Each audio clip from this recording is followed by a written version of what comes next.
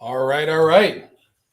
Good evening, Pours with Patriots. Good evening, Matt. Good evening. Good evening. Welcome to episode 41. Can't believe it, episode 41.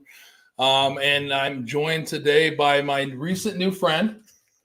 And we're going to start off with that after the quote, because that's the story we have to talk about. It's a great story. Involves family. a lot of other things. It's just a questionable great thing. behavior. It is great. So we'll start off with our quote here to start off episode 41, like episode of Pours with Patriots, like we always do. And here we go. This quote is from Adam Fenner. An infantryman's job is to deliver his enemies into the waiting hands of death. It is Doc's job to protect his brothers from death, to knock him aside and say, "Not today." So if you're out there and you're not too smart and can't figure it out, but Matt is a former. What is the actual term for health specialist? Healthcare specialist. Which it's Doc. That's the worst thing on the internet. Like somebody needs to work on that. Because remember, some of them go into hospitals, so it's like a blanket term in the Army. That's, hey, you're gonna go be a healthcare specialist. I don't even know what that means. It's super weak. Yeah, it is. They could have a way better name. I mean, it's a term that in all the branches that'll understand that. Like this is Doc. We got Doc in the house. I think you're the first Doc, not doctor, but Doc, which means a lot to the people that know what that means, right? I hope so. I mean, it was so fun. Awesome job most of the time. We'll get to that. So we're going to he's got a great story. This is one like always, an awesome, interesting guest. I'm looking forward to it. So we started a friendship over the summer, which was pretty interesting. So you can tell the story, and then I'll just add in as we go in how I met you. So I was playing golf at out in Pataskla, and the guys behind me kept hitting into me. And because they're probably really good golfers and hit bombs, we'll go with that. And there was a twosome in front of me. I was playing by myself, and they just kept hitting into me. It happened 2 or 3 times. So we get to the turn. And I just turned around, and I was actually way more polite. I guess that's personal growth I've had over the years. And I just said, "Hey, can you guys be careful?" And they got really bent out of shape about it. So I get up the next hole, and one of the guys in front of me had lost I think his Apple Watch or phone or something on one of the previous holes. So they had to go back. So in the meantime, I said, "Hey, do you guys mind if I just play with you? Like if I just join you guys?" And they were like, "Yeah, that's cool." Really, they're bigger than me and they were younger. So if the guys behind me wanted to fight, I knew that they might protect me if I made friends with them is really what I was going for. So we start talking, and I realized a couple holes later, I'm like, "Are you guys using the same golf clubs?" And they tell me a story about how, they're my dad's, and he gets mad that we use them. And I was like, "Do you guys want a set of golf clubs? I have some in my storage unit." Yeah, that remember that, everybody. Do you want some golf clubs? I have a set of those in my storage area. Keep going, sorry. So we played a couple more holes, and they were really nice guys. So I was like, seriously, the one goes, "Oh, I ordered some golf clubs." The other one goes, "No, I just used my dad's." And I'm like, "Well, based on what you said earlier, I don't think he likes that you use his." I was like, seriously, I have multiple sets. My wife tells me I got to get rid of them. I've got golf bags. So these 2 guys in their early 20s or so follow me to my storage unit, the opposite direction of their house. As we keep going, why do I feel like I'm being judged as a parent here? Hey. Good. So we get there, and I just say, "Follow me into my storage unit." We pull in. I open the door. Luckily for them, there was golf clubs. My blow dart gun wasn't loaded, so I wasn't ready. So they look at my truck, and they're, "Oh, you're a veteran." I said, "Yeah." They're like, "You ever heard of Pours with Patriots?" And I said, "Yeah, actually, I'm in that group." I said, "I'm actually supposed to go get my bottle here." It was the next weekend, I think, or something, the next couple of weeks after that.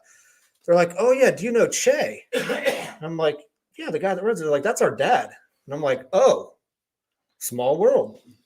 Then I think to myself, thank God I didn't take those. Yeah, thank God. Che's bigger than me, too. I'm not very big. He would have been looking for this kid. At least one of them I would have been. It depends on the moment. I eventually would have been looking for both of them. I think that's what, and I thank you for that, because it was one of the first times I think I learned that that people are listening, and it's getting a reach to people. It was totally cool. And on the backside, the funniest thing was my kids were DMing me or texting me that oh my God, this guy who knows you, like he offered us these free golf clubs, and I'm like, we went to a storage area, and I'm just like, everything is apparent. I hadn't even never met you. Yeah. No, like, I knew who you were. I'm like, what? And they're like, yeah, he knows you, and I'm like, it's you went into parent mode. A lot of jokes. So my parent mode was the one that texted you and said, "Hey, I gave your kids some golf clubs.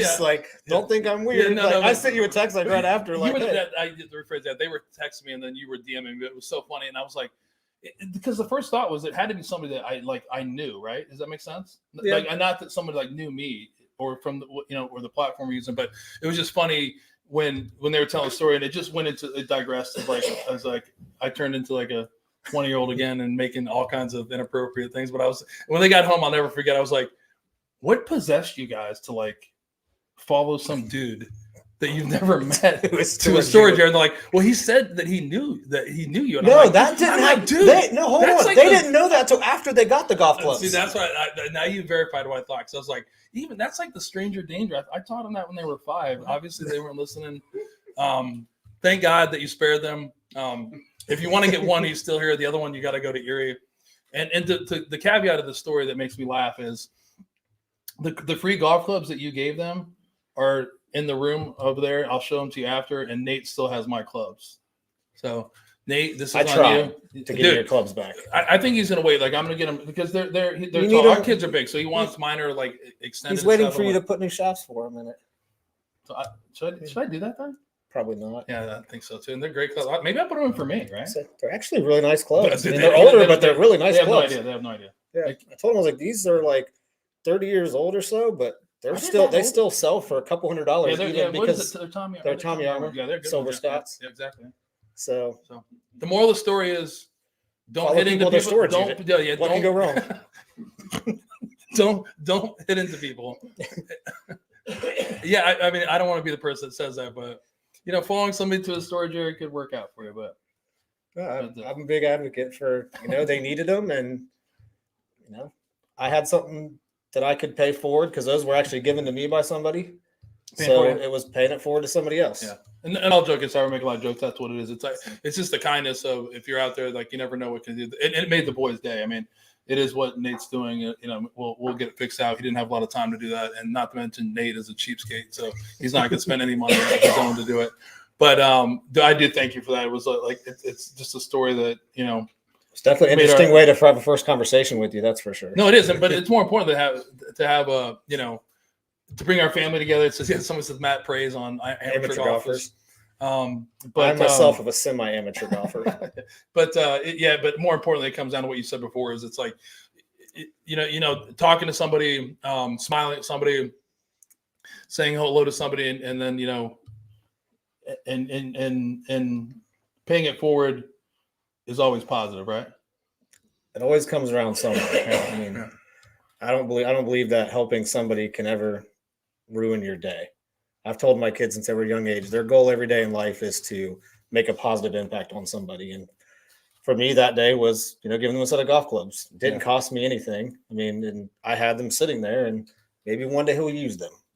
Right. But for me, it's all about the ripple effect that we don't realize just one single thing can have on people. That's what I've tried to tell my kids since they were little. Yeah. So it's a good thing to tell them, and also that for me, it had a ripple effect that you and I got in contact, and you're here today, and some of the stuff that we'll share as we go along. But dude, Matt is diehard Ohio, man. He's like a Pataskala guy.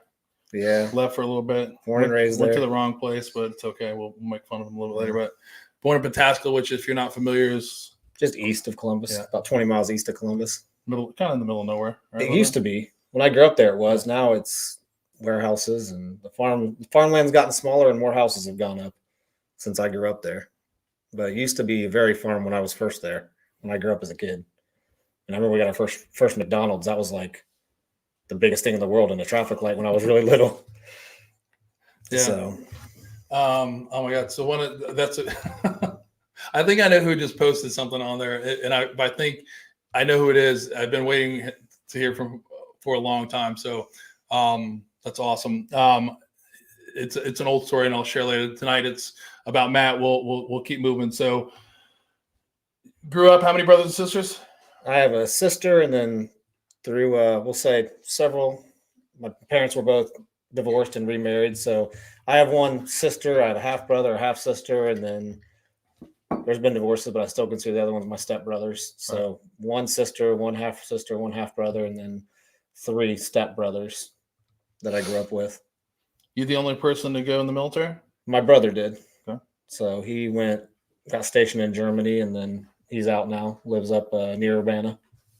He came back home, man. Like, Ohio draws you guys back, man. Yeah. I mean, my wife's from southern Georgia, and I didn't want to stay down there. It was hot. Yeah. Like muggy. Yeah, it was miserable. She'd never seen winter until she moved up here and had our son. And it was so cold we couldn't even go to our house because we couldn't keep it warm enough. She's like, "What am I doing?" Can we go back to Georgia? Yeah. It's like, it's hot down there. But like a couple of the guests, we've had before, like many of them, the journey's all unique.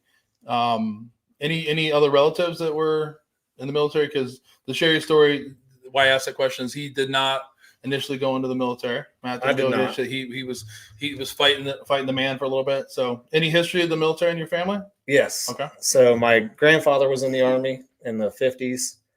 And then I actually didn't know much about like my mom's side of the family. And it was kind of interesting. I started doing like a ancestry.com tree, trying to learn about that side of my family because it was just never talked about. And I actually found something pretty cool. So I have a relative, and I can't cousin something. My wife says 4 Seasons is overrated. No, it's not. Come on, Jessica.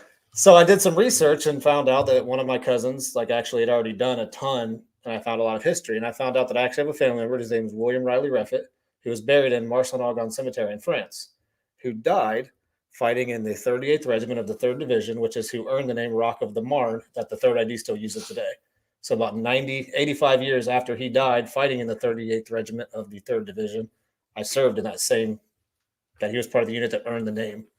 So that was pretty cool that I found out, he actually did research. There's pictures of the cemetery and his thing. They went over there. There's a letter that he couldn't read or write.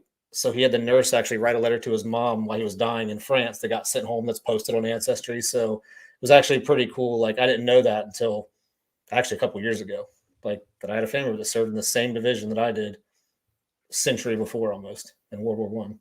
I hope that's a true story and you're not. No, I got pictures. I was going to make fun of the 3rd Infantry Division. Now I can't make fun of the 3rd Infantry Division the rest of the night. You ruined it. But that was my objective. Because you told me you might. So I had to leave it out. I can't put my cards on the table first. So yeah. I hate you, man. What are you doing? You can't. No, but that is amazing. I mean, it just goes back to what we started off as a small world. It is a small world. You never know when you're going to come across somebody that you know or what the connection is. But it was a pretty cool thing to see. I was like, holy cow! Because I didn't know I had that much history of military in my family. Right. That whole side, everybody serves. Right. And then the more I went back, I was like, holy cow! And I saw the 38th Regiment, 3rd Division. So I did some research, and then, of course, I already knew the history of how the 3rd ID got the Rock of the Marne, because you have to say it to everybody on Fort Stewart. That's just the greeting. You don't say hi, you say Rock of the Marne. Nobody really knew what it meant, though. We just knew that we were supposed to say it because it was tradition. Right. I think you were, not to cut you off, but I think you're one of the first people to bring up something like that. Let's come on. So the people that aren't in the military don't understand. So it's what Matt is talking about is like when you salute an officer, you would say Rock of the Marne, or like the 82nd, we say all the way. All these places have different things. So they beat it into your head pretty well. I mean, you sing the Dog-Faced Soldier song every morning. Yeah. That's just the greeting is Rock of the Marne. But like I said, a lot of people don't know, a lot of times some of the tradition history, we say it because why? We're told to. Right. And it was really cool to actually, I kind of knew the history of it. We knew it was because they held the Marne River, but finding that family member actually made me even look even more into it was one of the bloodiest battles of World War One, that he died in. That's why that cemetery in France is the biggest U.S. cemetery outside of the United States for soldiers that he's buried in France. And it was actually just a pretty cool thing to figure out, holy cow, we say this because somebody I knew or a family member was part of that. That was a pretty powerful thing for me that I thought was really cool. Do you wish you'd known that when you were serving? I think I appreciate it more now than not that I wouldn't have appreciated it then, but I think now, kind of my life experiences that I've gone through, it's made me appreciate that a whole lot more. Yeah. But But remember but remember when you're like an E2 and you're saluting some officer saying "Rock the Martin." If you'd known that, you'd been like, Yeah. This guy doesn't even know what the hell I'm saluting for. Like I know it's it might have made a difference. But yeah. I know what you're talking about. Like maturity, you start to appreciate things a lot more. You enjoy that. So I'm a huge history. I love history and I love military history. So it's not that I wouldn't appreciate it, but I think now knowing it just means a lot more. It's funny because somebody just posted that. Can you put up that last quote there with a comment? So this is one of my NCOs from a long, long time ago. Like when I was a lot skinnier, I didn't have a gray beard, but Caballero. That's good. So this is funny. It is true. He's talking about Volk, who was my driver. So that welcome. So that's awesome to see that. You're bringing all kinds of people together today. Hey, but I'm trying. You're like a magnet, man. I love it. We should have had you on a little bit earlier. I mean, well, maybe it's just meant to be today. It's always meant to be. We're always got to be where we're at, right? So, like we told the story a little bit. So we're kind of doing working in the restaurant industry. Yeah, it was funny because looking back, I was worked for Panera Bread in high school, and I was a shift supervisor. And then got hired at Chipotle, and I was like one of the youngest managers in the country at 19 years old, making like $30,000 a year. And at 19 years old in 2000 and whatever that was, like 2001, 2002, I thought I was like set at $30,000 a year. Like I had no idea. I moved out on my own. Like I was like, man, why am I going to go to college? Why am I going to go to college? Like I've got a full-time job. Like I used to be late to school, and I used to just like take pastries in from Panera and be like, sorry, I'm late. Like here. And they knew if Matt was going to be late, I was coming in with a coffee cake or something. Like. So eventually they were like, okay, Matt, like this is getting a bit excessive at this point. We've had enough soup and yeah. So I was working at Chipotle one day, and a girl I was kind of dating or talking to at the time had just talked to a recruiter, and she was looking to go in the military. And I had no idea this was her recruiter, but I was working at Chipotle one day in Westerville. This recruiter comes in, and I'm like, hey, yeah, my friend's going. And he goes, oh yeah, you should come check it out. Like, come take the ASVAB. When's the last time you took it? And I said, well, last time. Because I almost went in right out of high school. Like I was ready to go enlist to be a Navy nuke. Like took my ASVAB, did everything, and they were coming to my house, and I was like, yeah. And then I found out like submarines, and I was like, oh no, like no, I don't want to go on a submarine because they were like, that's probably where you'll end up. And I said, Is that like the last thing they tell you? You're all excited, and by the way, well, they were like, you can do any job you want to, you can do all this stuff. So the Army recruiter comes in, and I was like, yeah, you could just come see me. And I was like, and I was kind of at a point where I realized like $35,000 a year wasn't what I wanted. I had dated a girl for a while before this through high school, and we broke up, and I was kind of at a place in my life where I was like, this isn't really where I want to be. Right. And the recruiter came in, and like a couple days later, I went and took the ASVAB, and a couple days after that, I enlisted.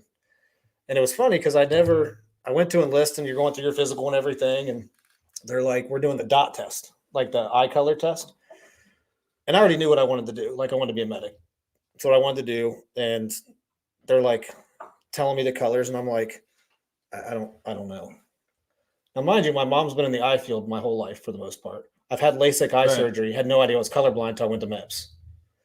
So enlisted, it was June 30th of 2003. So just 2 years after graduation, it took me 2 years to realize like, hey, $35,000. So I went in the Army to make less.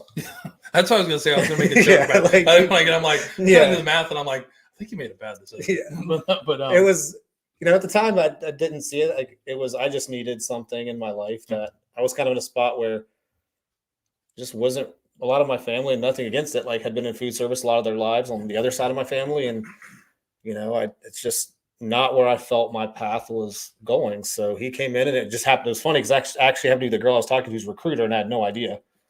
Because I was talking, I was like, hey, I talked to this recruiter. She goes, what was his name? And I told her, she goes, oh, that's my recruiter. And I was like, did you tell him I worked at Chipotle? Like, but he came in, and from the time he came and I gave him a free burrito to a couple days later, I was at MEPS, and a couple weeks later, I was enlisted in the Army. Man, you're getting out. I wish I'd known you were getting out free burritos, free coffee cakes. Coffee cakes. I'm missing out on this. But let's go back just a little bit. What you said. You knew you wanted to enlist as a medic. Why is that? Well, funny enough, my dad's a retired firefighter and paramedic, and I'd said my whole life like that's not what I wanted to do. But it's kind of what felt natural to me. Like that's just what felt like where I was supposed to be. Like when I went through my physical and they're like, here's all your jobs. They're like, you can do this, you can do military intelligence, you can do this. And I was like, I just want to be a medic. They're like, no, like you can do all these things with the scores. And I'm like, can I be a medic? And I was like, can I be a medic colorblind? And they're like, well, yeah. And it took like 10 minutes of me telling them, like, this is what I want to do. That's just, it's one of those times in life where, sometimes it's just, something's telling you that's what you're supposed to do. And that's kind of what it was. Like every job they offer me, I'm like, medic. Just want to be, healthcare specialist. Yeah, 91 whiskey healthcare specialist. Well, when you said the bio, I know that, and those are one of like that's an MOS I think everybody remembers because we just like if you've been in like, and we'll talk about that more. Like the doc is too. Like the 91 series is what I mean. Like, and I know your history of it, but like I just go to make sure that I like had the term right. And I'm like, that is like, and I even like put it in here, healthcare. Like, why? What made you decide to become a healthcare specialist? That sounds so weak, doesn't it? It does. Because they told me it was basically, they said, you're a 21-year-old healthy male. Like I was running a lot then. I was in a lot better shape than I am now. Like, me too. I mean, time changes us a little bit. And that's just, I don't know. Like they told me like they're like, that's a combat medic. And I was like, are you sure? And I read that they're like, no, like they told me, they call it that because it has to be like a blanket or umbrella term for like, you can go to a hospital, you can go here, you can go here. And it was, and they said, but you're a healthy male, so you're going to go to a deployable unit. And you're going to line unit. Cool. Yeah. I was like, and I was fine with that. The only problem was this was June 30th. I graduated high school less than 100 pounds. When I went and enlisted, I weighed 104 pounds. So some people get put on the plane where they have to lose weight to leave. They told me, they're like, hey, so if you lose 104 pounds. Yeah. At 21 years old, that's what I weigh. I actually went to Iraq and gained weight. I would hope so. I'm talking about I had to, like carrying everything. Like I had to, but they were like, if you lose like 2 pounds, like you're not going to be eligible to join the army. You're going to be too light. And I'm like, what? So they put me on a meal plan. Like I had to eat so many calories, and I ate everything in the world that I possibly could and still went in the army 105 pounds. Me too. I'm kidding. I mean, I think I was like 105 pounds when I was like 8 or something. I don't know. That's crazy. Yeah, it's funny you bring that up because there's like going around social media. There's like a Marine that like the guy's like the tiniest guy that's I think the smallest Marine that's ever went through it, and like he's holding an M16, like an A2, and it's like almost as big as he is, and I'm like, holy Christ! I mean, that's like. It didn't hit me until I was leaving 100 Army Airfield, and you had to get weighed with all your gear. Yeah. And no combat load of ammo. I think we had everything, and I actually was more than twice my body weight with all my stuff. And I'm like, oh man, like I'm too late for this. What'd I get myself into? Yeah, but they told me basically if I lost 2 pounds, if I was 2 pounds less when I came back in October to leave, then I wouldn't be able to leave. That's crazy. So for training, you go to Fort Sill, then head to good old Fort Sill. Like that's a question in there. Josh is gonna put up there. Everybody that's listening, we always talk about this. Worst duty station that you've ever had, or been stationed at, or visited, and why? That's the question. I'd like to hear everybody's answer, but I think it'll be the same. But Fort Sill's, I bet Fort Sill's top 5 for people. Probably. There's nothing at Fort Sill. Lawton. We actually got to, this was basic training, so you don't get to do anything. Yeah. But one of our drill sergeants' kids had like a pageant or something. So we got our platoon got to go to the pageant because they wanted to put people in the seats because it's Fort Sill and there's not much in Lawton, Oklahoma. And I remember leaving post, and this was like my first time. Like when I first got there, it was dark, so I couldn't see anything. All I know is I went to reception and woke up the next morning, and I'm in some old barracks. But we left post, and I'm like, pawn shop, bar, pawn shop, and I didn't realize that was actually like fairly common around. You put a dry cleaner? Yeah, there was dry cleaners too. Or, yeah. The pawn shops were really just buying people's TA-50. Oh, God, that sounds old, doesn't it? TA-50. Yeah, I don't call that anymore. I don't know what they call it now, but it sounds way cooler. Yeah. So, but that was like my experience from Fort Sill. I'm like, there's nothing here. And then I left. I got to go on Christmas Exodus is what they called it. Then we got leave between, and we had to drive all the way to Oklahoma City just to find a decent place to like eat. But yeah, I don't ever want to go back to Fort Sill. It wasn't fun. Not because of the basic training part, just because it was not fun out there. But a lot of military installations, there's not a lot going on, anyways. And for the most part, to be honest with you, like if you're in there, you're not really taking advantages. I always felt bad about the family that stuck there because some of the places aren't the greatest. But so you then get to head to beautiful San Antonio, which is a great city. It was an awesome city. I'd love to go back now older and kind of appreciate some of the things in a different way than I did at 21 years old in the Army. Yeah. But you got to hone your craft there, become a healthcare specialist. Yeah, healthcare specialist. Right. And sent you to beautiful Fort Stewart, Georgia. Well, I had orders to go somewhere else. Oh, I can't wait. I don't know though. I had orders to go to Korea, and I was so excited because my two dream places were actually Germany or Korea. Like I took 4 years of German in high school. Like my dream is still to go to Germany and then go to France to the cemetery. Right. So I got orders to Korea, and I was all excited. I was like, man, this is awesome. Then I got called in. They're like, change of plans. You're actually going to Fort Stewart, Georgia. And they said, you'll be in Iraq by the end of the year. Joke's on them. It was January of the next year. I was in Iraq, so they weren't right. Drill sergeants were wrong. You are wrong. Yeah, it was January 5th. It was the next year, bitches. But they were like, I just remember them going, so you're going to Fort Stewart. And I'm like, where's that? They're like, Georgia. And I'm like, okay. Yeah. And they're like, you'll be in Iraq by the end of the year. And I'm going, okay. I mean, that's honestly that's why I went in. Like, that's what I wanted to do. I wanted to live again. Like, I kind of got stuck in restaurants and didn't really know where my life was taking me. So I wanted to take me somewhere. Right. And that's kind of where I felt like I was supposed to go. Right. At the time you're in this, you're talking about 2004 time frame. So this is the heat of, 2 wars going on. Yeah. And we've had some other guests on the same way. Is like you knew what you were doing, and especially what MOS you were in. You knew that you were. We've had guests that actually, reported to units that were in already in theater. So that's. Yeah. Well, so I mean, no. I knew right away you were like, I'm ready to do it. You were, no hesitation. No. I mean, I like I said, honestly, I was at a point where this is like, over time, I've got to believe this a lot more. Like, there's a reason we get put places, and I was moved to Fort Stewart for a reason. And, I got to meet some incredible people. I had some great days, had some bad days, had all these different things. But, I met my wife down there. So, I mean, it's what was supposed to happen. It's where the plan took me. Korea would have been cool, though. Especially we have a good friend of ours we were just talking about before that. Yeah. Brian Chu. We threw out the Chuster. We gave you a call. We got to call out the Chuster. We love him. So 2004, you report to HHC 3rd Battalion, 69th Armored Battalion, 1st Brigade Combat Team, 3rd Infantry Division, Rock of the Marne. Dog-faced soldier. There you go. Get to spend a little bit of time there. And spent a little bit of time out in the ranges. So 3rd ID, I didn't know much about 3rd ID or really anything about permanent duty stations. Like my stepdad at the time was in the Army, and he actually went to Korea when he was in, which is one of the reasons I really wanted to go. I wanted to get the Indian head patch. Like, I thought it was really cool. Like, that's what I wanted to do. I have that one. That's a good one. I mean, instead I got a broken TV. I mean, see, I'll just make fun of myself. Yeah, there's a joke for he's talking about you can see the thing there. They do have jokes for the broken TV. It does look like that.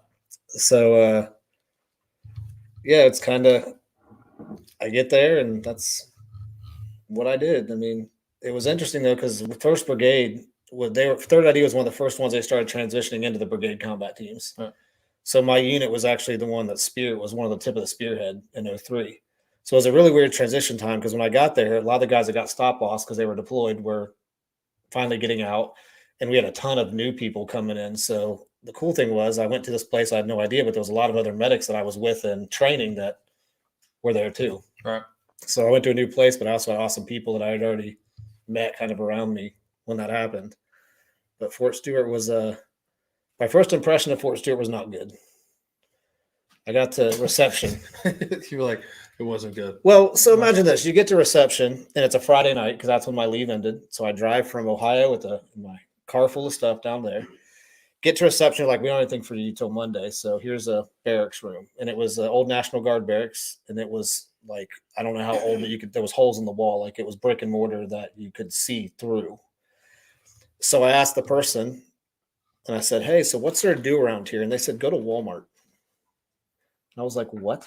They're like, yeah, just go out to Walmart. So naturally, I did what any other 21-year-old would do. Now I was curious. I went to Walmart, and it was like a whole block party in the Walmart parking lot.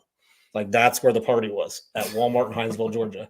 And I was like, this is, I don't know what's happening, but I thought Walmart is happening right now. I thought you were gonna be like, I'm from Pataskala. We only had a McDonald's. I've never seen a Walmart before, but no, we had Walmart and stuff by then. But no, it was just funny because that's what they told me. Like I had no idea there was this whole like outside world, like a Savannah, Georgia, and these other things around it when I first got there. Like it was like that's what they told me was go to Walmart.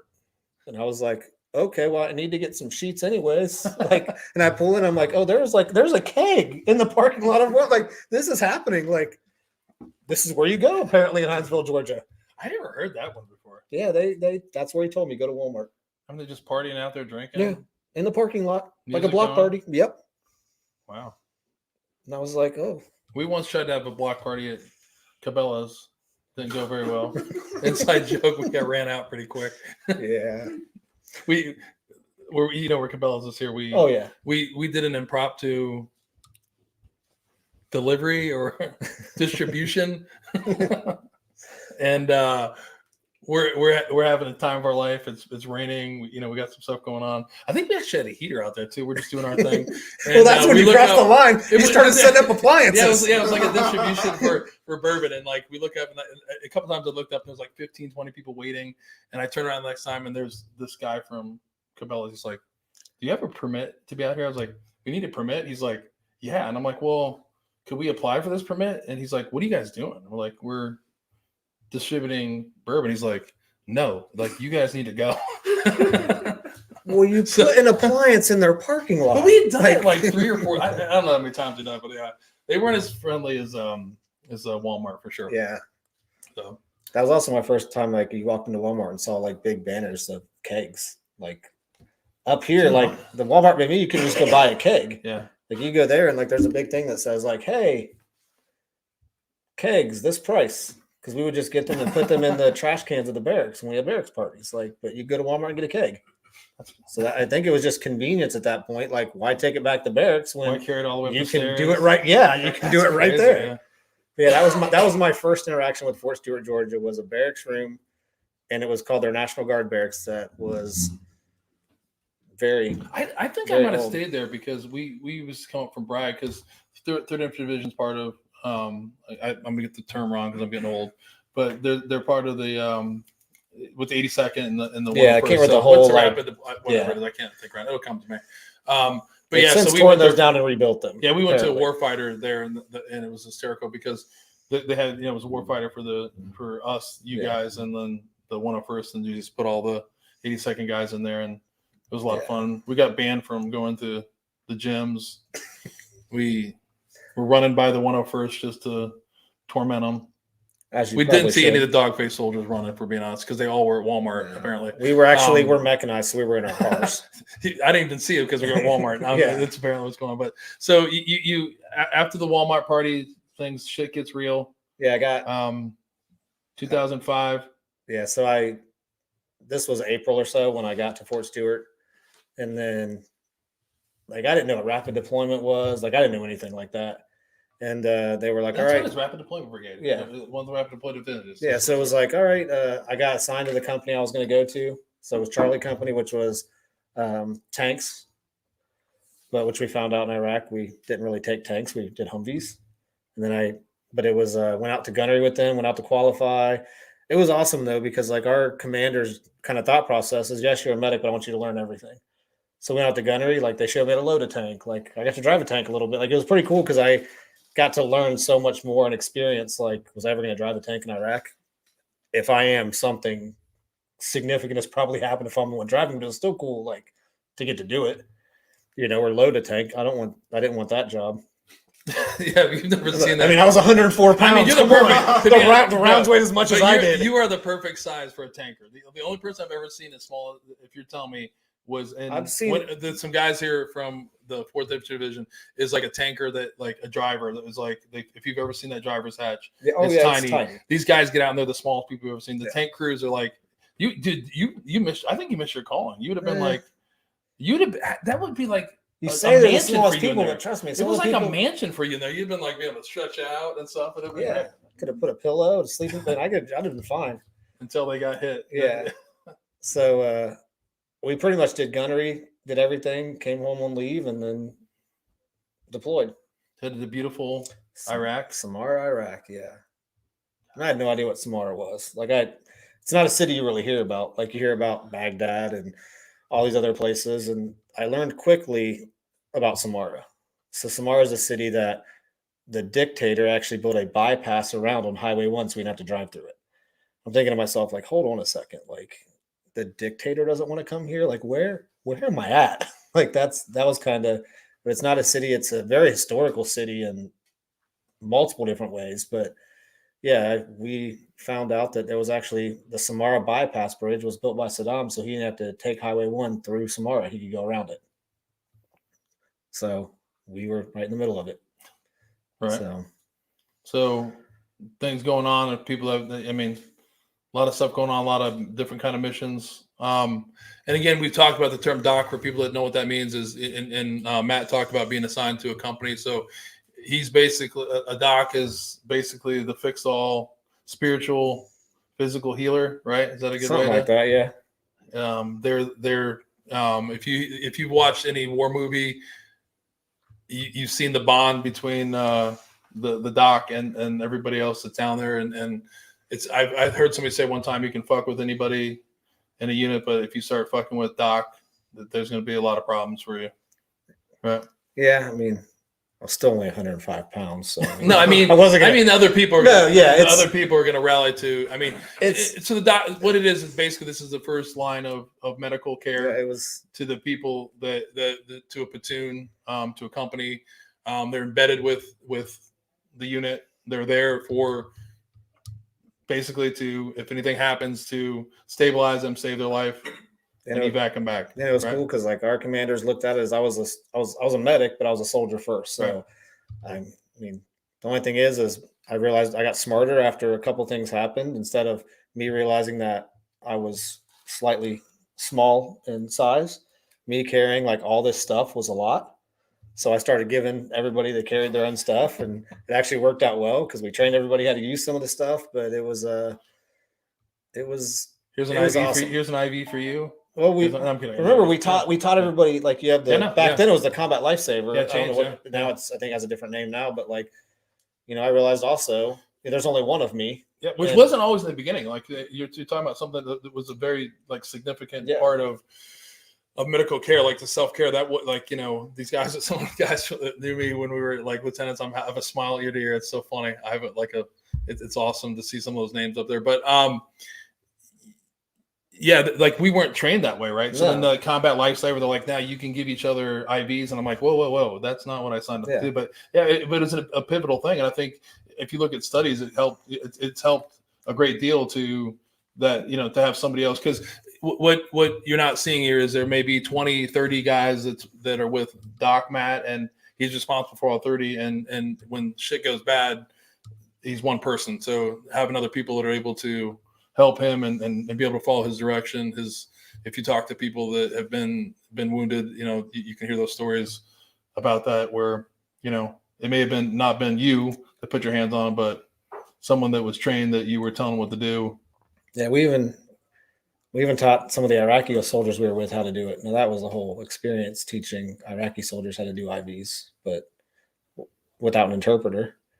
We did that. Like that was an interesting thing. But yeah, it was FOB 7. We had an Iraqi unit, and they wanted us to teach them the combat lifesaver stuff without an interpreter. And it's like it went okay. Nobody died. Dude, that's easy. You just take a bunch of motion. You take the motion. You put the motion in your hand. Yeah, it was funny though, for me, it was the big thing for me was not just teaching them how to do that, but on several times we had casualties and I had more than one. Like I didn't have to worry about taking this big bag. Like I knew everybody's kit that they had. We all had, jokingly, we were in DCUs, but we had woodland vests because that's pretty tactical. Like none of our stuff matched itself. Yeah, but that was the normal back then. That was the RBA. But everybody had a pouch that was their own med pouch, like their own tourniquet, because this was also the time when the commercial tourniquets first became a thing. all the early tourniquet studies with all the ones we use today, like the CAT and the SWAT, or the soft TY and that, those all came from this time frame when we field tested them. So everybody had their own. So that way, when you could try to put it on yourself, or somebody could do buddy aid, or you could at least get stuff ready until I could get there and do something. And it was huge, because for me, you're right, a medic is only one person, and one of the hardest things sometimes is having to pick. And now you didn't have to pick, because you had people trained that could kind of facilitate that gap until you could be there. So you guys are doing a bunch of combat patrols out there, like a lot of people going out there. So what was going on at that time frame? What were you guys mainly so doing? Early on, the job was keeping Highway 1 clear, was route clearance. And it's kind of funny because, you're high speed, you're in the military. They're like, here's your briefing. You're going to go out tomorrow and look for IEDs. And it never really dawned on me like how silly of a thing that is, that we drove around and looked for IEDs. And it wasn't until about 5 years ago that somebody actually put it in perspective for me. And he was an NFL running back. I was playing golf with him at this event. And he goes, so like, what'd you do in Iraq? And I told him, I was like, we drove around and looked for IEDs. And he goes, that's the stupidest thing I've ever heard. And I was like, wait a second. Like, you're right. He goes, did you ever find any? I was like, yeah, when they blew up. He goes, you never realized that's kind of silly? And I was like, I don't know. They told us to get the IEDs. And we were like, yeah, kill the IEDs. Like they were the IEDs were the enemy, like that. Like that's how high speed we were back then. It was like, that was our mission. It was like, and it was funny because it was Clinton Portis literally looks at me and goes, that's the dumbest shit I've ever heard. And I'm like, oh, you're right. Like that is pretty silly. Like we drove around because they first told us, because this was still 2005 when IEDs were still evolving significantly and things like that and getting really big. And it was like, hey, we want you guys to drive like, really slow. So that way, if they blow up, you can hit the gas in a Humvee that's got a 0 to 60 of 38 seconds. They're like, so that way, if it blows up, you can hit the gas and blow through it. And we're like, yeah, okay. So I did that for the first about 6 months, in and out of the city of Samara, and then Highway 1 and the bypass bridge and our whole sector there. And it was a good but bad experience. I mean, being a medic is good and bad. Like, explain that. So the big thing kind of is, as a medic or healthcare specialist, and even in today's world, like we train you, or you get trained to do a job, but you don't really get training on the effects of that job. And I had some days, and it's hard for me to say, but I had some good days because people lived. But ultimately, that's still a bad day because I had to do my job. Like, and then the days when people didn't, the way that sometimes me as a medic back then, of how I classify a good or bad day, is really kind of a messed up way to look at it. Like, ultimately, a bad day is people didn't survive. A good day was they did survive, but ultimately I had to do something. So I was actually, after several events in a very short time, is when I actually got diagnosed with PTSD, still in Iraq. And they sent me down to Spiker for a couple of days, like for R&R, because I had a really bad kind of stretch before I got pulled off that line. I needed a break, man. Need a mental break, yeah. Because I was doing missions, and then I was also getting pulled for other stuff, like good and bad. I still believe, like I said earlier, we kind of get put in places for a reason. Some of the things I did led me to also now, hey, private Mankins, like, you're going to come do this now. And I'm like, oh, okay. Like, and back then, we're way behind where we are today as far as some of the mental health aspects of it. I went and had to go see the doc, and he's like, yeah, you have PTSD. I'm like, okay. And I left, and that was just like, it was like them telling me I had a cold. Like, it was, yeah. So I did that for the first 6 months, doing mounted and dismounted patrols. And like I said, I didn't learn to appreciate what I consider the good days until a few years later, because the bad days seem to be what we tend to remember a lot more. Yeah, I had some great days, though, right? Well, I had some awesome. Great days. We did some of the dumbest stuff. I mean, you've got a bunch of 20-year-olds in the middle of the desert with tourniquets. with LRASs and tracer rounds and doing. I mean, and the cool thing is, like you mentioned earlier, you know, like we make great friends and stuff. Like I still, you know, I still have guys that I talk to all the time. Like there's a couple dates for me that aren't the greatest dates. Right. And I haven't talked to guys in 10 years and they'll call me on that date. Like I had a guy calling me August 18th and go, "Hey man, you doing good? Just want to check in on you today." Like some of the, and I think you get that with the whole thing, but I'd like to think that even as a medic, there's a whole different piece of that, I mean, I got to meet some awesome people still today, talk to a lot of them. Like we have a whole group, we kind of check in on each other and stuff. But so then I got moved from that. I was doing that for about 6 or 7 months. And then after my third time I got hit, our Humvee got hit that I was in was kind of okay, I don't know how much more I can do right now between the mental side of it that I had no idea about. And then I was having trouble feeling my legs. Like I kept losing feeling in my left leg and I started having some issues and was like, hey, like something's not right. Like maybe it's just because I'm carrying gear and the gear weighs as much as I do. And maybe I'll just pinch something. Like that's a lot of times what I thought it was. Like I just thought that was like normal aches and pains of being a soldier. So I got moved to, at that point, I did some convoys. I was the medic for some convoys going back and forth where I have to go out every day. And then I got moved down into the city to our forward aid station. And I was so mad when that happened. Like I was pissed. I was like, I want to be back out on the line. Like that's where I'm supposed to be. And it was honestly the best thing that ever happened to me because I got to go as a medic, but I got to be a line medic. I got to be the medic there. I got to be in the forward aid station. I got to learn so many different pieces of that I didn't appreciate at the time. At the time, I was just like, I don't want to work in the aid station. Aid station medics are stupid. I'm not a FOBIT. Like, I'm going to go. They're they're medical, they're healthcare. Yeah, they're healthcare specialists. I'm a combat medic. Like, it was kind of funny because I was so mad. But that, like I said, that ended up being one of the best things for me because I still got to go out. And like where we were at was, it was called Patrol Base Razor, right on like the edge of Samara. And I still got to leave the wire because our LZ, when we medevac people, was not inside. Like our patrol base was not very big. And so I was the medic that always got to take everybody out, which was good and bad. So I still got to leave. And anytime something happened, I'd be the QRF medic that would go out. But looking back, it was awesome because I got to learn a whole different piece. Like I can put on a tourniquet really well and I could do like the initial stuff, but now I got to learn that whole other thing. So you talked about like honing your skill. I got to hone a completely different type of skills that then led to, you know, where my life kind of took me from there. Right. So we'll take a pause here. Is it time to have some Green River? Sure. What do you think? You ready? Yeah. Are you sure? Yeah. Yeah. I think we're going to have some Green River. We're going to talk about August 18th, I think. Yeah. I want to talk about that since you brought it up. So this is the first time we've had Green River in the house. First time I've had it at all. You never had it? Did you prep that? That made it so much easier because I've like sometimes been fumbling with it. No, Bryant Chew probably did because that's the bottle he got me. It's Schuster. Yeah. He knows I'm old. Chew, give me a bottle. Yeah, man. Here you go. So meet me in the back of this parking lot and pick it up. You like meeting people in weird spots. Hey, meet me in the parking lot. Meet me in my storage area. It's safe. He's not location. Stranger danger, but he set that location, not me.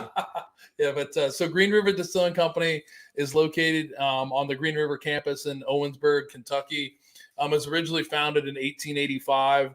It is actually the 10th oldest licensed distillery in Kentucky. That I didn't know that. So when you think I never even heard of it till I actually went there last year, right after their release of Green River.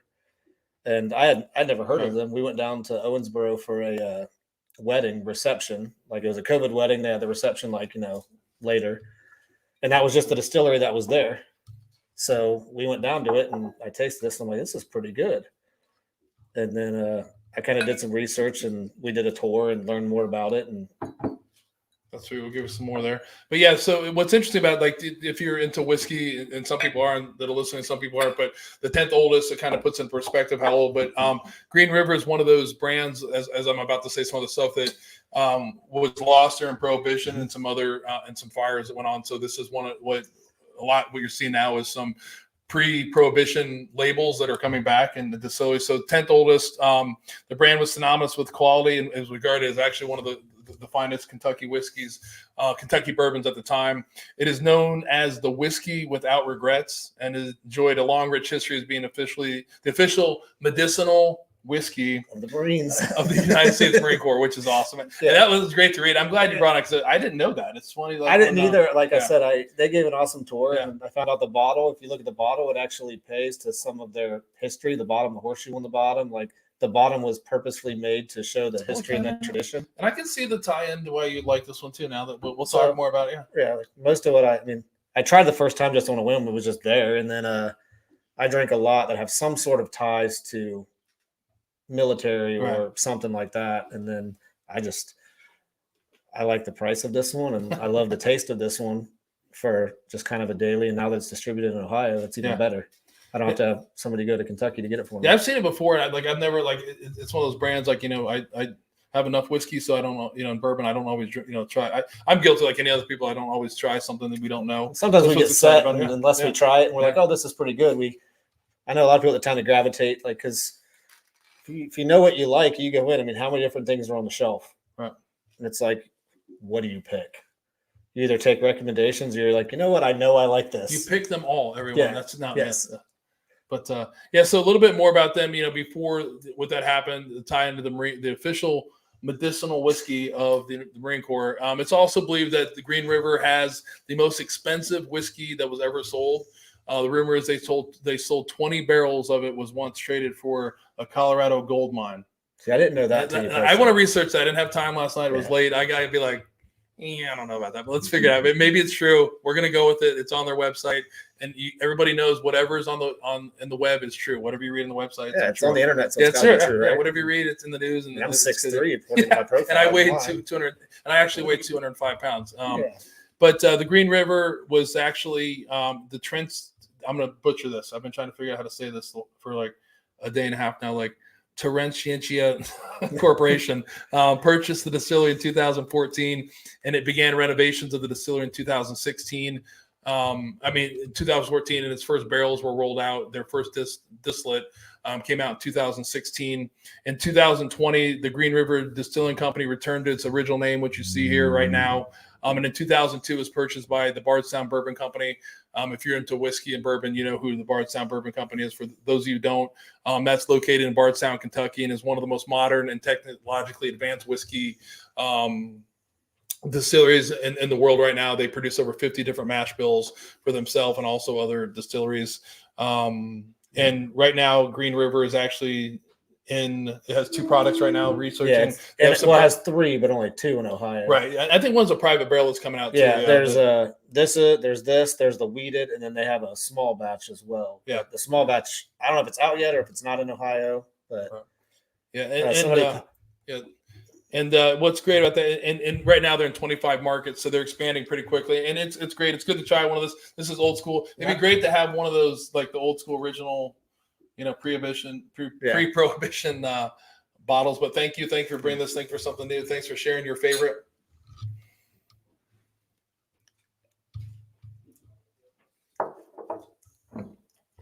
You can pass that to those guys. Interesting. I don't know. It's got a lot of, and I didn't for the price point of it. Yeah, but it's a $35 bottle of bourbon, and it's got a pretty complex taste, and for $35. And Josh threw it up, and if you put up again one more time, Josh, I didn't give the specifics on it, but this is non-age stated. It's rumored to be a little bit over 5 years. It's 90 proof, which after the first sip, I don't think it tastes like it's 90 proof. It tastes a little bit higher. It's 70% corn. I definitely get that. It's 21% winter rye and also 9% malted 6-row barley. But it has like a good kick to it for like a 90 proofer. Yeah. Like I said, I would have never tried it if I hadn't just would have been the distillery that was 5 minutes down the street, because this was like their flagship when their name came out. They had a bottle of Kentucky 10 that we tried, which was like, I think it was only a 4-year. That was like the first thing they did, basically, to get back in the market and start making money to make this. And they had a couple other ones, but the big thing was it kind of blew up. Like when Green River came out, it got really big. And the problem was they didn't really have a structure to distribute it. And that's where somebody recognized the product a lot of people liked, and then it got bought. Yeah. Now there's distribution. Yeah. In a lot of places, in the past, like, 5 or 6 years, like distilleries, are new distilleries are popping up, or the reflagging, rebranding of prohibition bourbon is big. But like what a lot of people don't realize is it's not like moonshine. You can't, or your clear spirits, your vodka, your those type of products. You have to let them age before they do it. And minimally, like, to be realistic, like a lot of people tell you anything, I've people tell you that they've had 2-year-old bourbon or whiskey that tastes good, and they're lying. I would argue it's that. awful. Yeah. So 4 years is probably the youngest it needs to be, but the great product, I like the bite on it. I didn't think it would have it. And maybe it's an interesting mash bill, like for people that aren't whiskey nerds like we are and bourbon nerds. It's definitely a different mash bill with the, winter rye is out there, but combining, and so is the malted 6-year-old barley, but combining those together, maybe that's what gives it that like nice little. Yeah, I think it's got a really unique kind of finish to it. Like I said, there's a lot of them I like, but I can. $35 was what this is, and that's the thing I love, is that's what I bought it for at the distillery, and that's what it's being sold for around the Ohio now. And I don't feel as bad buying a $35 bottle that doesn't last as long as one that costs $60 a lot more. Never bought a bottle over $100, everyone. That's my story, and I'm sticking to it. Yeah, me either. Yeah, we'll just keep it at that. No, but awesome. We'll talk. So thank you again for bringing that on. I'm glad to have something new. It's always fun when someone does it, and like, it's great to hear a story when someone has a connection to it, to the distillery, and has a story to share with it. So let's go back. You said you were learning some stuff at the aid station, but let's go back a little bit to what got you there. So you brought up a date, August 18th. August 18th. What's tell us about that. So August 18th was a day that we lost 4 guys, one of which being a medic from my platoon.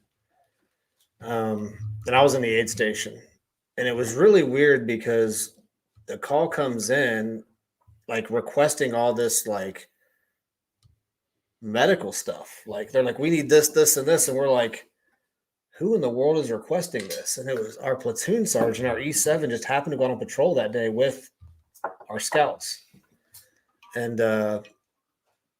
because we had no idea, we're like, who in the world is requesting like these specific things? Like, it's got to be somebody that knows, because we also heard it was the medic coming in. So our platoon sergeant comes in, brings Ray in, and Ray was the medic. And of the 4 of them, Ray was the only one that made it to the aid station. It was 3 155 rounds that went off directly underneath their Humvee. Ray was a bigger guy, and that's probably the only reason he even made it to the aid station. We had some amazing people that worked in that aid station. Our battalion docs, like the other medics, like we were really good at what we did. And I had the honor to be the one to take him to the LZ. And I remember getting back to the aid station, and we're all crying at this point. Like, Ray was a hero. Ray got awarded a Silver Star for something that happened earlier that year that he was awarded after the fact. Like, and I remember going back, and they called and said that, he had died in flight. And it was that was the start to a lot of my struggle. And it's still to this day, like, I've accepted it. I don't want to say I've accepted it. I'm better than I was at that point and throughout some of the years, but that has been one of the hardest days for me to swallow, because that was what I consider a bad day. And that was the worst day, because the difference between like being a medic in the Army and being like a medic here is you're not taking care of a lot of times people that and I trained him. Like, I looked up to Ray. Like, a lot of medics wanted to be like Ray. And it was Specialist Ray Furman. And I'm grateful, though, that I had the opportunity to be, I hope I took him to the LZ, and I hope that he knows that we did everything. And I was honored to be the last one from our unit that he knew that he got to see. whether he saw me or not, I was there. And that's always been something that I used to be angry about. Like, why did I have to be the one to do it? And as times goes on, I'm grateful. And somebody said the golden hour is tough. There wasn't a golden hour.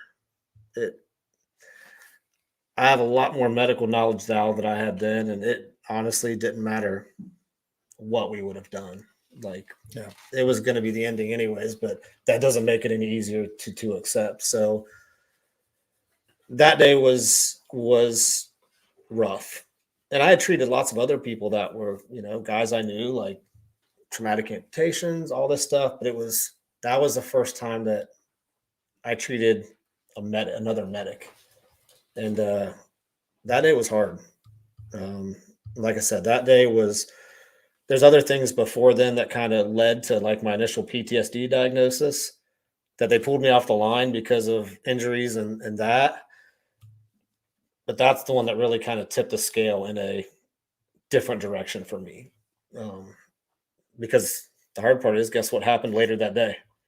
We had more casualties come in. Like, I took him to LZ, I came back and waited for more casualties. I mean, that's what the job was. And that's what you do. You really don't have time to decompress or to debrief anything.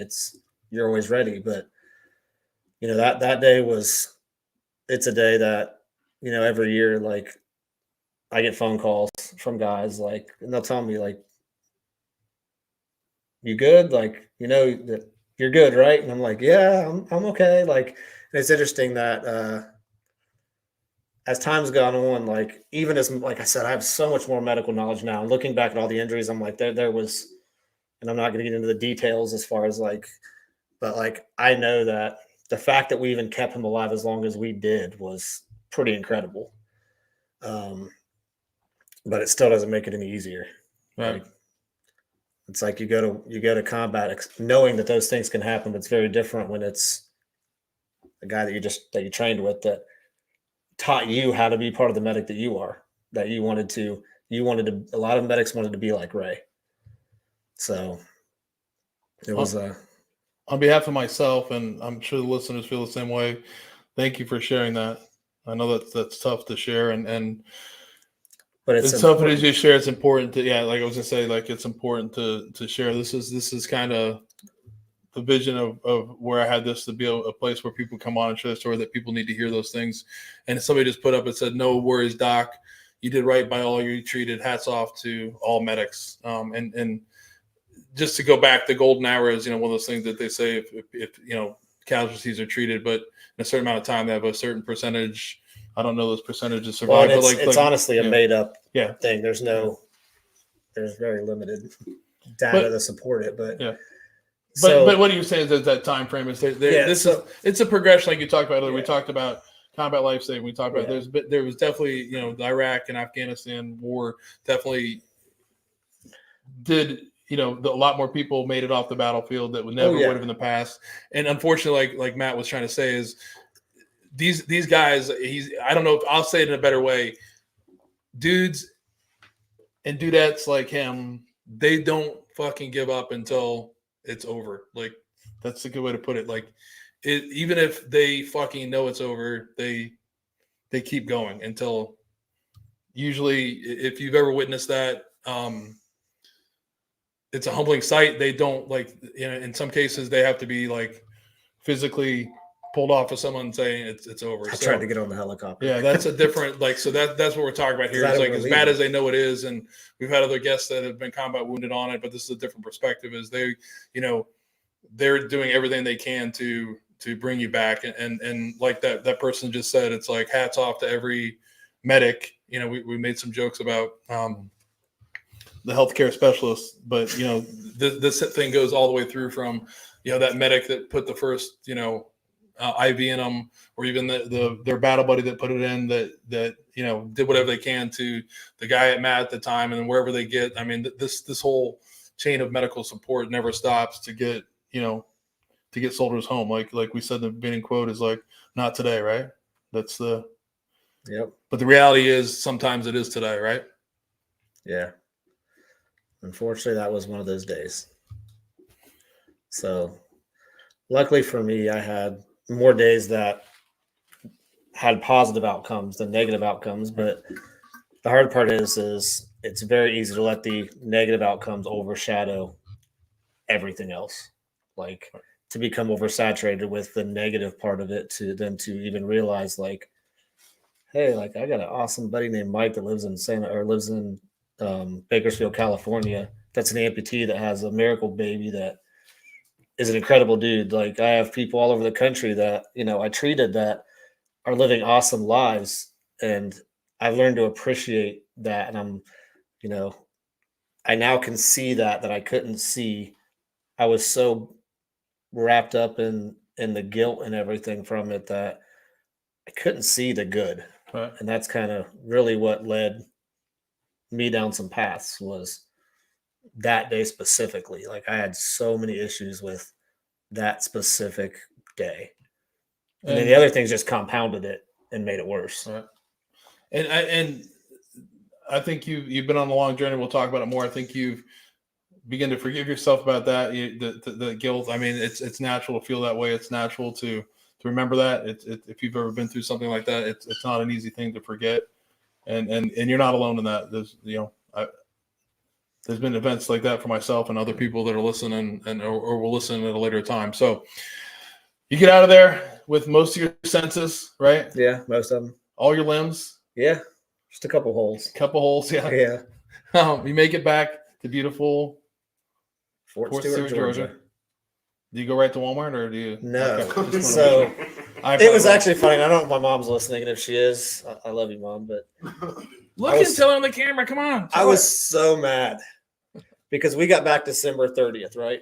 And I told them, like, they knew we were getting back December 30th. And we, of course, what's the best part about getting back? Having to march on a parade field like a show pony. Like, I get it, but at the same time, it's like, I don't want to do this. So, we have to get off the plane, and the media's there to see us at Hunt Army Airfield. We take buses to Fort Stewart, and we get on the parade field, and I'm like, because nobody has a cell phone or anything at this point. Like, we didn't have a cell phone. So I'm like, where's my parents at? Like, so I finally get somebody spelling a call on. She's like, oh, we're a few hours out still. I'm like, what? Did you not know I'm coming home now? Yeah, I was so I was so grateful that they came down and they were on their way. But at the same time, I'm like, I'm standing on the, I'm here. Like, yeah.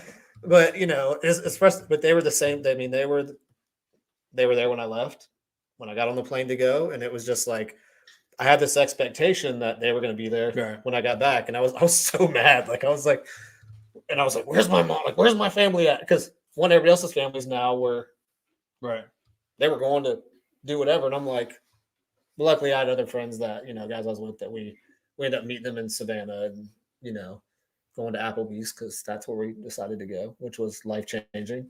But is there any military installation that doesn't have an Applebee's? I don't.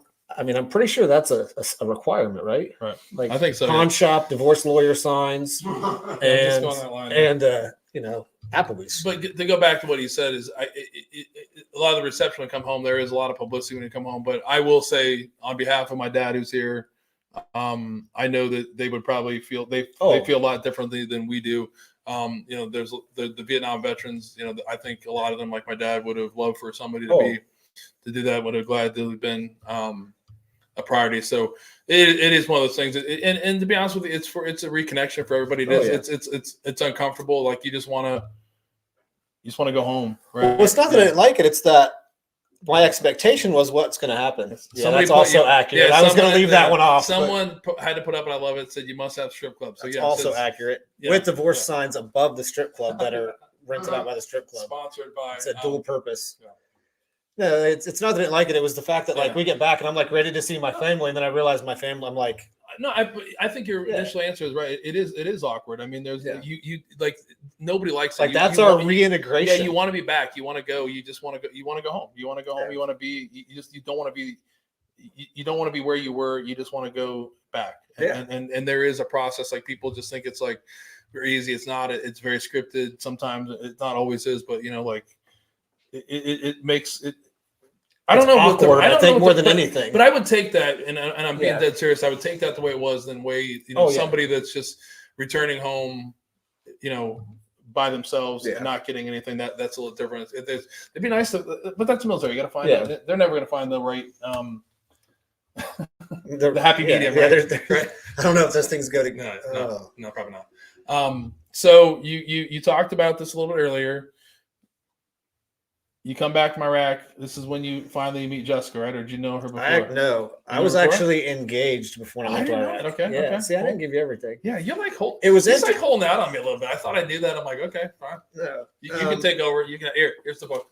No, it was so it's kind of weird. I get to Fort Stewart, Georgia. And this is when like AIM and things were still a thing, like AOL Instant Messenger and everything. And like years before, when I was 16, I went to Myrtle Beach and I met this girl. And I can still tell you her screen name today. I don't know why. I still know it. Don't tell Jessica that. Oh, she knows. Okay. But it was funny because like one day I'm on AOL Instant Messenger, and I see her name and I'm like, hey, do you remember me? And she's like, yeah. And the next thing I'm driving to Florence, South Carolina. And I was spending like before I left. And this is one of those things like when we left, the plan was to come back and get married. And it's kind of weird because of course it was like October. I didn't recognize it because my life was completely revolved in a different place. But like the comments or like the talking became a little bit different and stuff. And then she kept asking me if I checked my email yet. And I'm like, no, like I'm calling. I get to use a satellite phone like once a week to call, and you're my phone call. So it wasn't until like I actually went on a convoy down to Anaconda to Balad that I got on. And I'm like, oh, I got a Dear John email. So I was like, none of the several conversations you could have just came out and told me. So I'd rather read the email. So Dear John, if for the people don't know, that's someone breaking up with you. Yeah, but mine was an email, like, because I had access to email where I was at. Like we were in a patrol base that had burn shitters and not running water. Internet really wasn't a big priority for us. So, and like I said, it was just weird because she asked me a few times, like, have you checked your email lately? And I'm like, no. And then when I finally got the email, I was like, oh, now I know why you've been asking me that for 3 weeks. So it was weird because I came back, my family waited for them to get there. And like, it was me and two of the other medics and their families. We went to Applebee's. Like the night we got back, December 30th, we went to Applebee's. And Jessica, my wife, was actually our server. And she got tipped really poorly because my mom has one criteria for tipping. If you let her drink run out, like she gives you a bad tip. So, really? And Jessica, is that still today? Oh yeah, I'm pretty sure. Does everybody in Pataskala know that? Like you go around, it's a small town. You're like, well, my mom was in New Albany. No, but when she comes to visit though, you like know everybody in Pataskala. You gotta know about it. We really don't go anywhere in Pataskala. I go to a liquor store and Kroger, and that's about it. Everywhere else I go into somewhere else. Into the big city? Yeah, the big city. But it was funny though, because that was like, because even when I told my mom, like, because the next night Jessica actually went out, like it was 3 of our roommates, like we'd gotten an apartment. We had worked it out like towards the end of our deployment, like we found a place to live. We were E4s, but we were allowed to live off post because Fort Stewart was so overrun, so we still got BAH. And it wasn't until a few months later that I got her number, but it wasn't until a few months later that I actually called her. And it was the worst pickup line ever. So when I first got back from Iraq and I came home on leave for 2 weeks, got back to Fort Stewart, and then I got the phone call, my grandfather passed away. My grandfather was like my hero. I mean, I still have his dog tag hanging in the mirror of my car and my truck out there. And so I came home on emergency leave to go to his funeral. And while I was down there, or when I was back up in Ohio, my roommates, we frequented Hooters a lot. Also another staple around military bases. Never been there. Yeah, I mean, I've never been there this year. But we used to go there all the time, and we knew all the girls that worked in there, and they knew you. They hooked us up, and they knew us really well. But my roommates called me, and they're like, hey, so-and-so found puppies outside of Hooters. We got you one. And I'm like, what in the hell do I need a dog for? But they come pick me up at the airport when I flew back, and the dog peed in I had an S10 Blazer at the time, and they're like, he peed. I'm like, Squirt's his name. So his name became Squirt. I called Jessica, and I'm like, hey, do you want to get together? I have puppies. Like, That's pretty weak. yeah, it was pretty weak. But let me tell you, a couple months later, we were married, and now 17 years later, we're still married. Like, so obviously it could have been that bad. Yeah, that was. I mean, but it was funny because like that literally we joke about today was like, you know, yeah, puppies. I went a whole different way. You know, you bought your mom and the tip. Yeah. I was thinking something different, but yeah, it's still we still joke about it today. And Jess, my wife Jess, will be like, "You know how many young soldiers you think your mom was really a priority for me that night?" Like, it was like touche. God, you can ask your mom when you leave if that's still a criteria. That's like a hard criteria, though. That's like hardcore. Well, the bad thing is, like, she stuck it in my head. Really? Like, it's like it's been. This is not like just. This wasn't just something like, oh, this one night. This was like my whole childhood. Like, my drink's empty, and I think she got it from her mother, maybe because it was like, you know what that means, don't you? And I'm like, you're at a drink. I don't know if I agree with them. I'm in that industry a little bit. I don't know if I agree with that concept. So, that's a hard one. But that was the joke was when I called my mom. Like, Josh is in the background going like I do too, but yeah. I've seen him before. I've let his drink go dry. I still got a pretty good tip. So yeah, but it was just because it was funny when I called to my mom. I'm like, yeah, because it got a little bit interesting. Like we did not have a traditional what we'll call path. Right. You know, we met. Our first date the next day after the I got puppies thing was we went to Tybee Island. Had a day, lots of drinking on the beach, and and then. Found out we're gonna have a shotgun wedding. Well, I was found out we're gonna have a shotgun wedding. That's when Ethan. That is Ethan. So if you're listening, Ethan, Ethan is now 16. He's like, you know what I mean. So that's yeah. Apparently, half of Third ID was at Applebee's that night, according to my wife. I mean, it was 20,000. I'm pretty sure their capacity must have been 10. So. I like how she calls it was in the bees. Yeah, I heard that before. But there's another quote before we keep going that somebody posted up where it says, as a vet, shake every hand. It says, as a vet, shake every person's hand that has a Vietnam vet hat on and thank them. It's all they will ever get, and they deserve so much more. That is true. So I think it's like my dad wears that just so somebody will shake his hand and he gets his 10% discount at the bees. No, I'm kidding. At the bees. At the bees. My dad taught me one thing we're talking about parents about. My dad will freak out if he goes somewhere and they do not give him a military discount. He's lying. He's over there shaking his head. Does he have a whole list of like if he goes there, he'll be does he have a blacklist? A blacklist of places I think he will probably not go? does. He probably has a list he won't tell you. He's deleting it off his phone right now. Yeah, he's like, oh my gosh. But it's the truth. Like he'll be like, he'll go to some like the random obscure place. It'll be like the gas station. He'll be getting a cup of coffee and like a donut and be like, two guys give him a military discount. They're like, no. Or the first thing they go, let me ask somebody, and they're like, no. And he's like, we're not fucking coming back here. Like, it's a gas station. They can't. They can give a 10% discount. They don't support veterans, and that's not always true.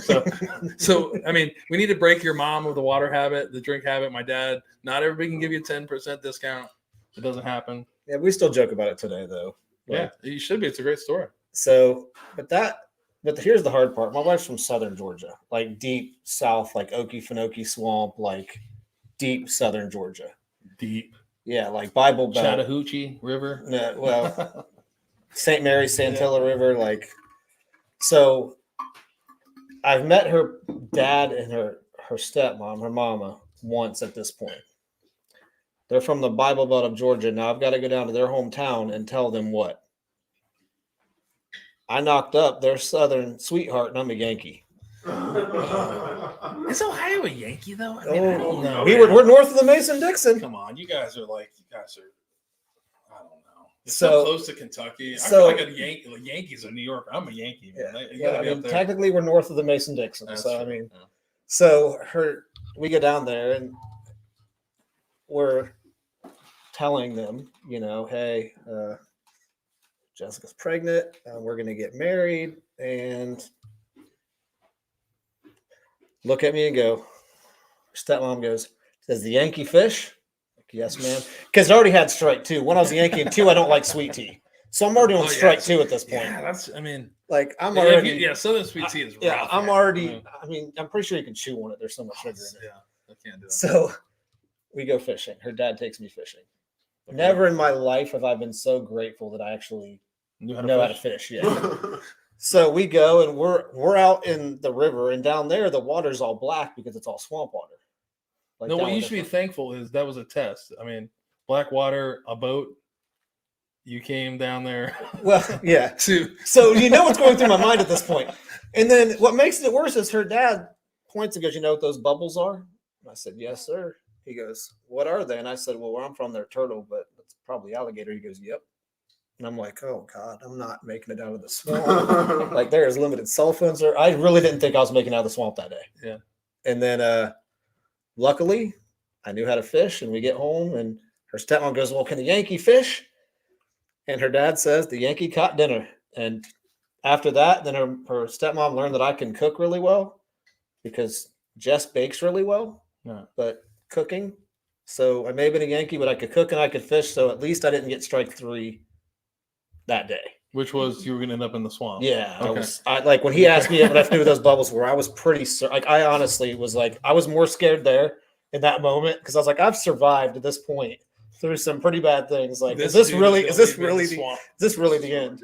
And I've told her dad, like, you know, I really didn't think I was coming out of the swamp that day. And her dad's actually coming up here to visit in a couple of weeks, and I'm excited that he's going to come up and see the grandkids and stuff.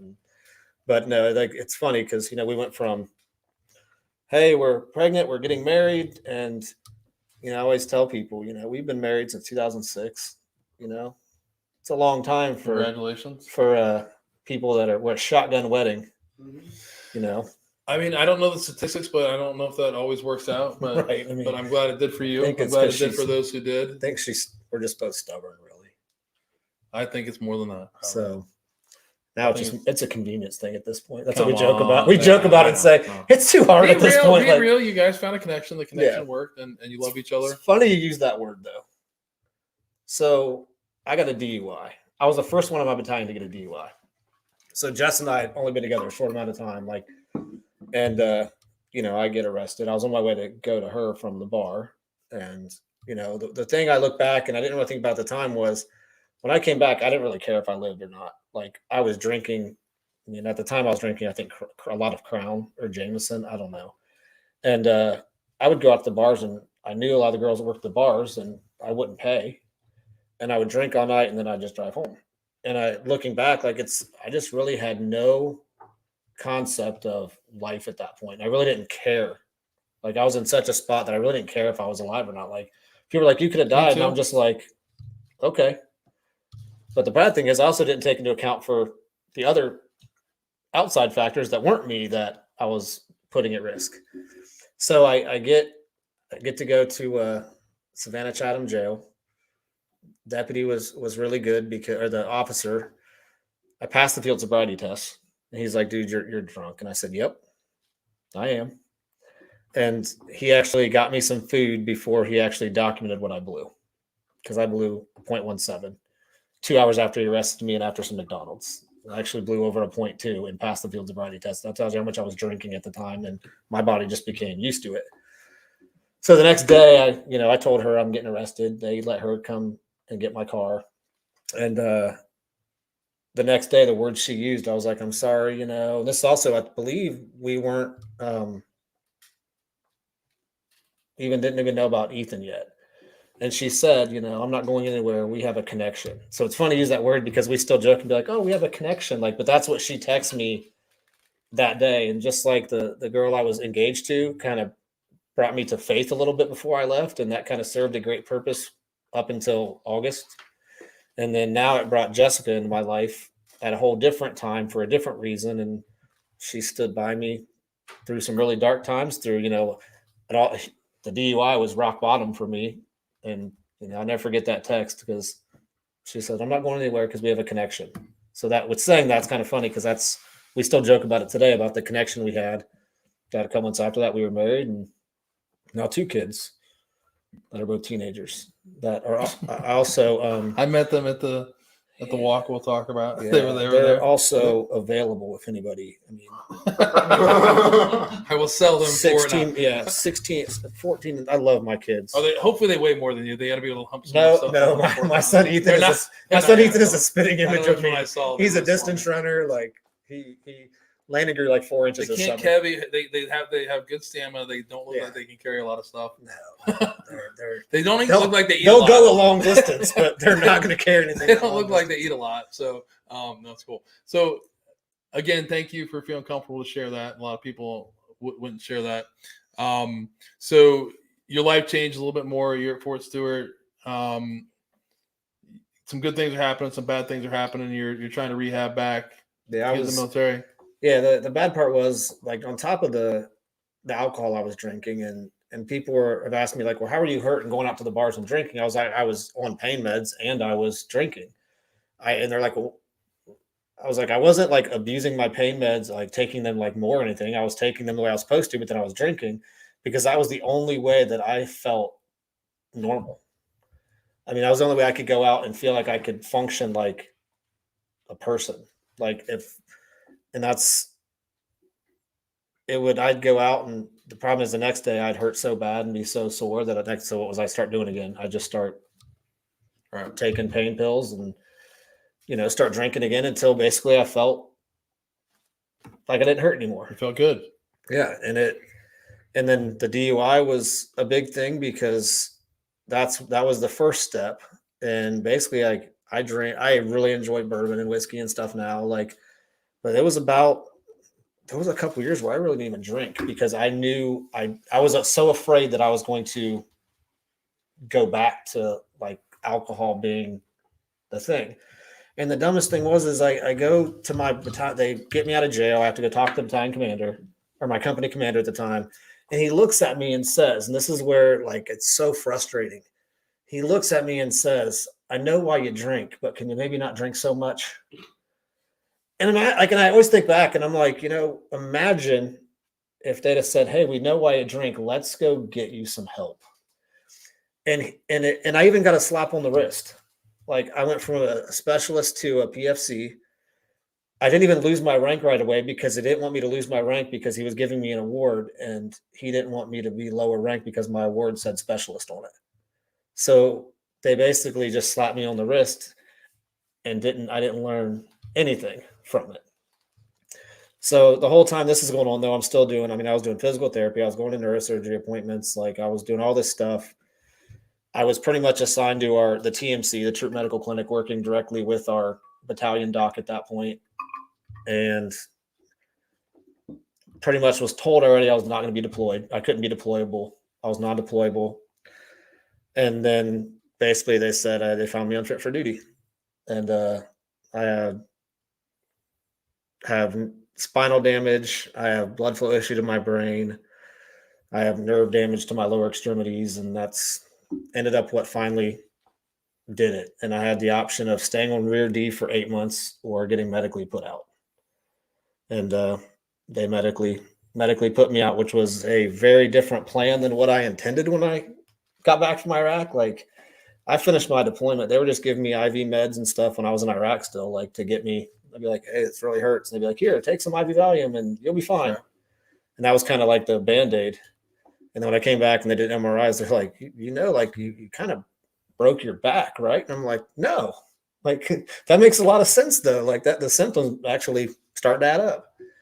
And I did a lot of physical therapy, did all kinds of stuff. And then it just got to the point where I wasn't deployable. And I think that was a hard thing. And the other hard thing was when I got out, our unit was deploying again. So I was still there when I watched them leave and had a lot that led to even more kind of guilt because I had to watch them leave and I should have been with them. All right. So, but it worked out. Like there was a plan because my son was born, Ethan was born in February of that next year. I got out in November, and had I not been hurt, guess what? I wouldn't have been there I wouldn't have been there for the beginning of his life. And, that's the good that came out of it was I was there when he was born, and I've never spent more than a few days away from my kids. So it worked out in the long run, but it definitely was not part of the plan. All right. So speaking of the plan getting changed, it's a question I've been starting to ask here recently. Hardest part about leaving the military, was it losing your job, your identity, or your friends? I think it was my purpose or like the identity in the job. Because while I still, a lot of the guys I got really close to it, I'd gotten out. They were in the cycle before me, so they had gotten out, and technology was changing, so I could keep in touch with a lot of them.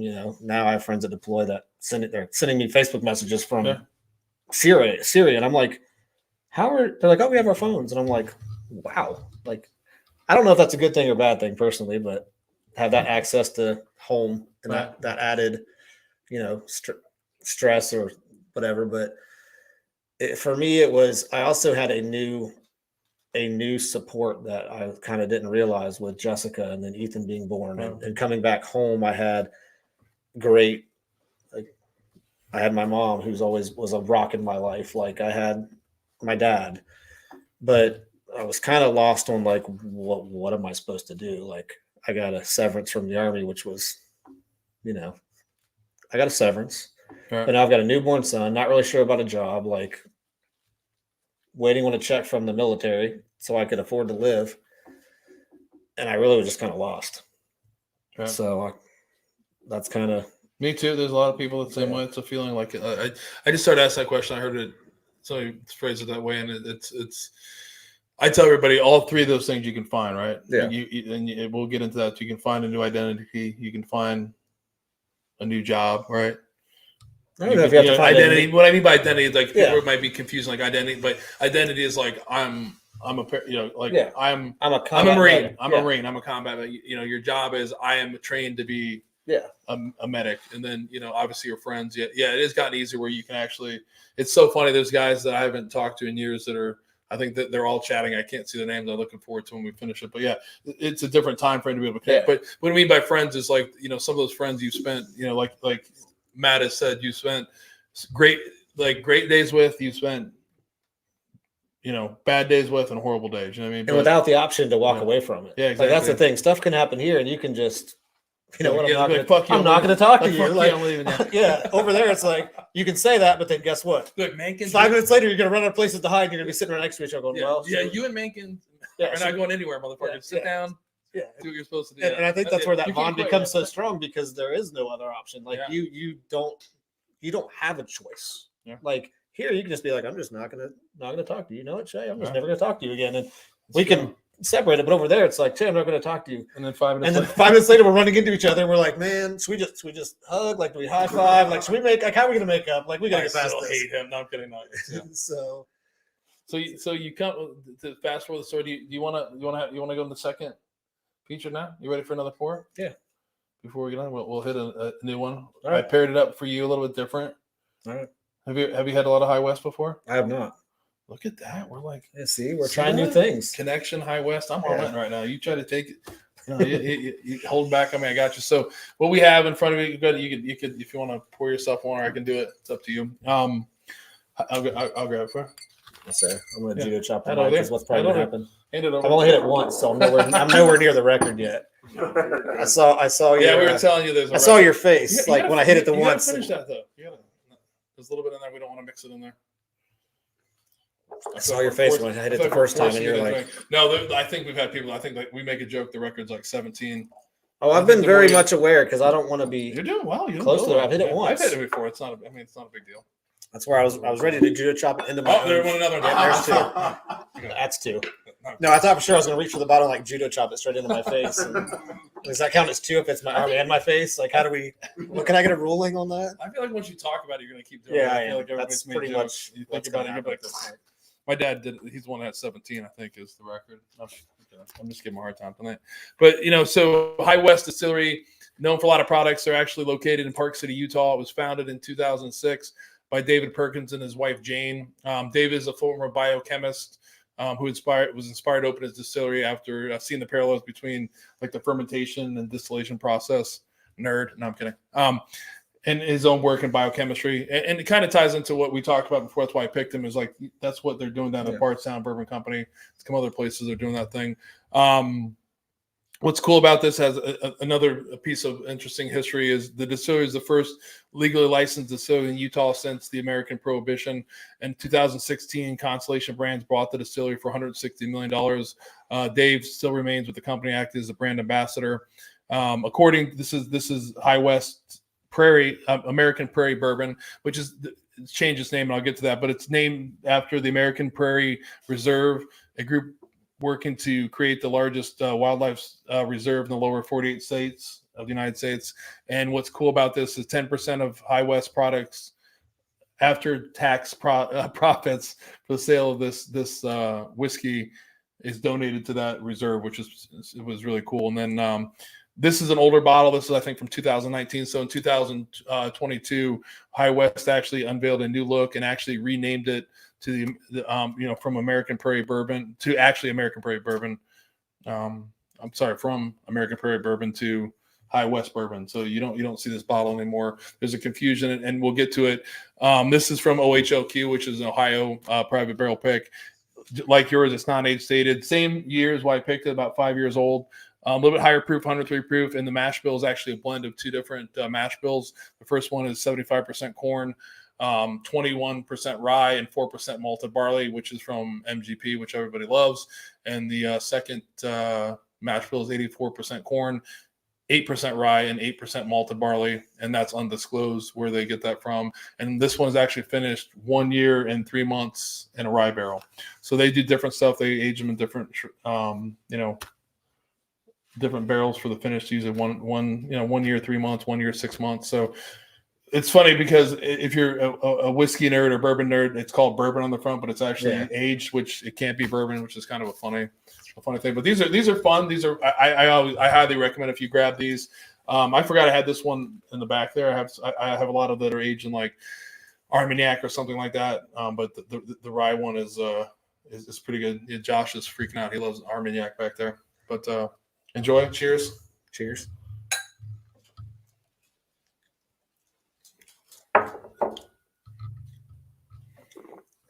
I'm always a fan of bourbons that have a story.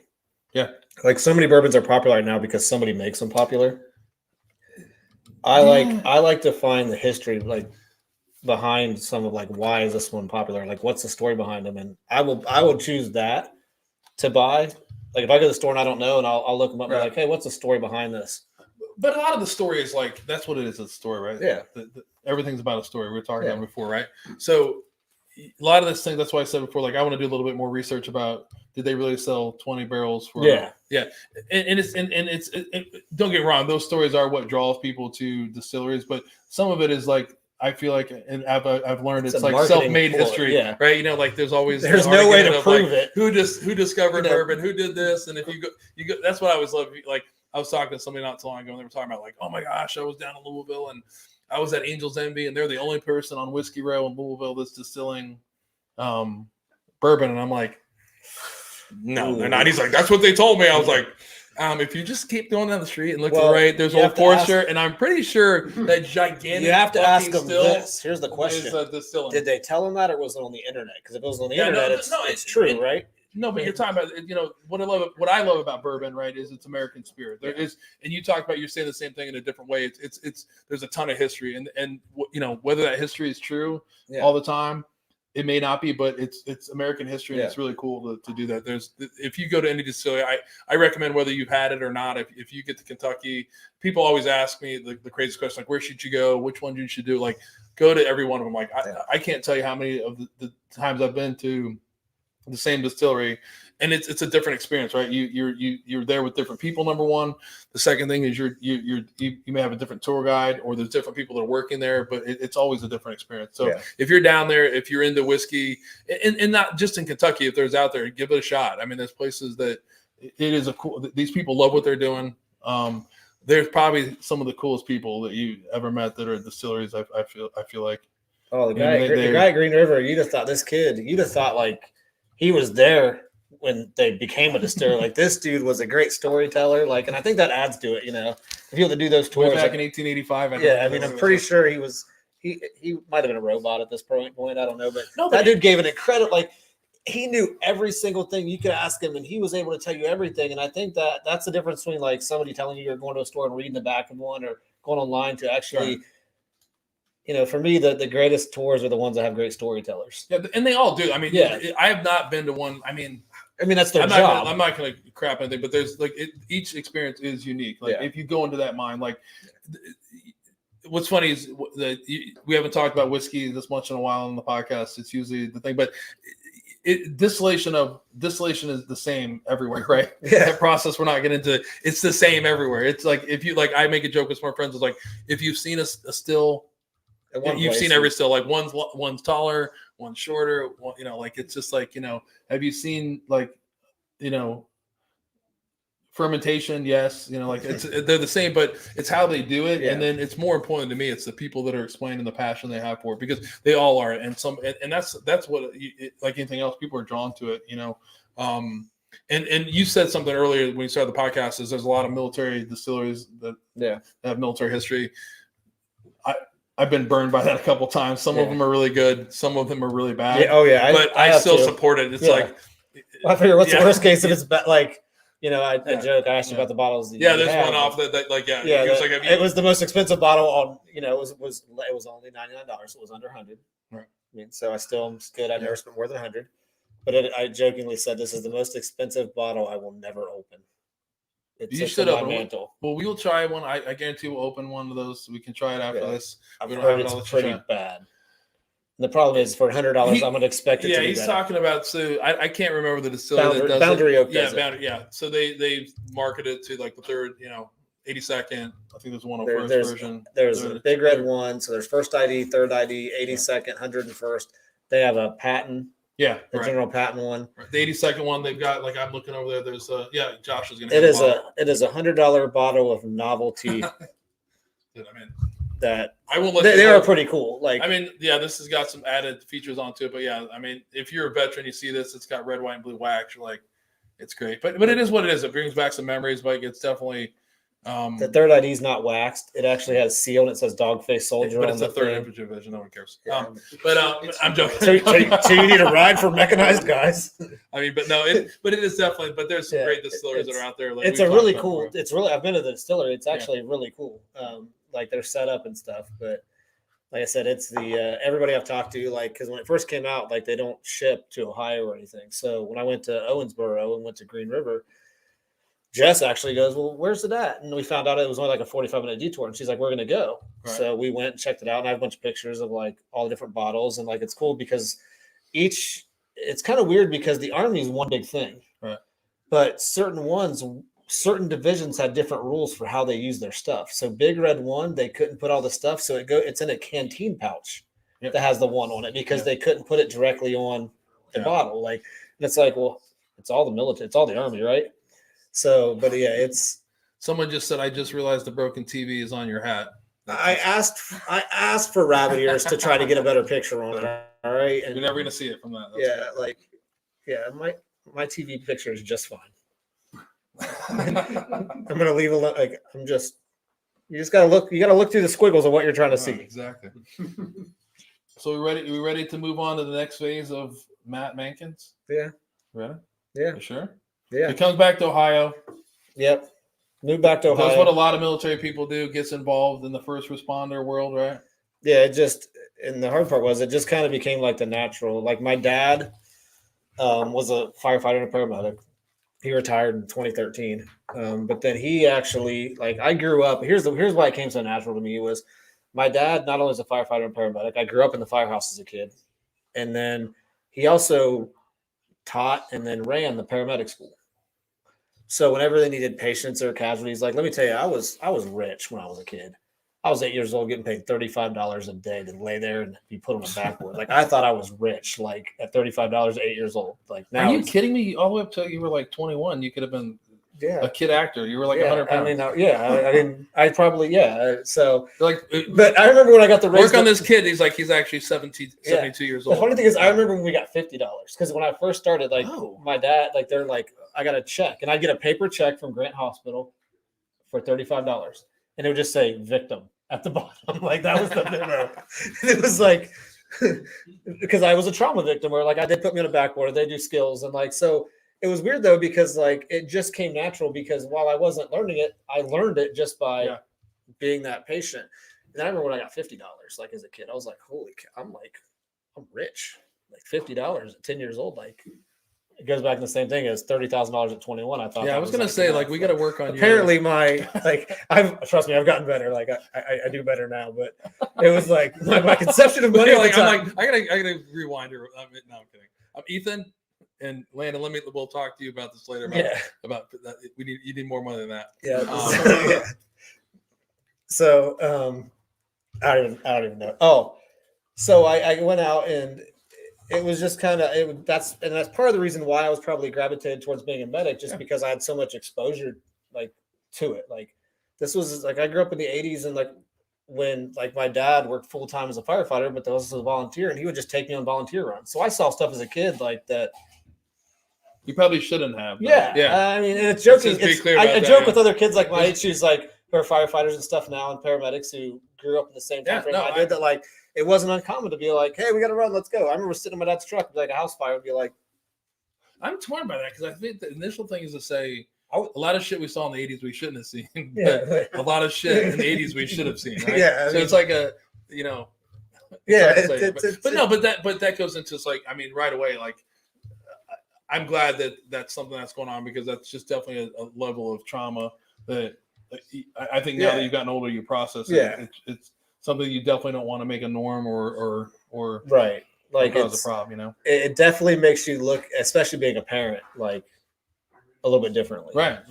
But then there's that fine line of okay, what's an acceptable amount of things for your kids to see? And you go from me having seen a lot of stuff that I wasn't normal for me to see, right.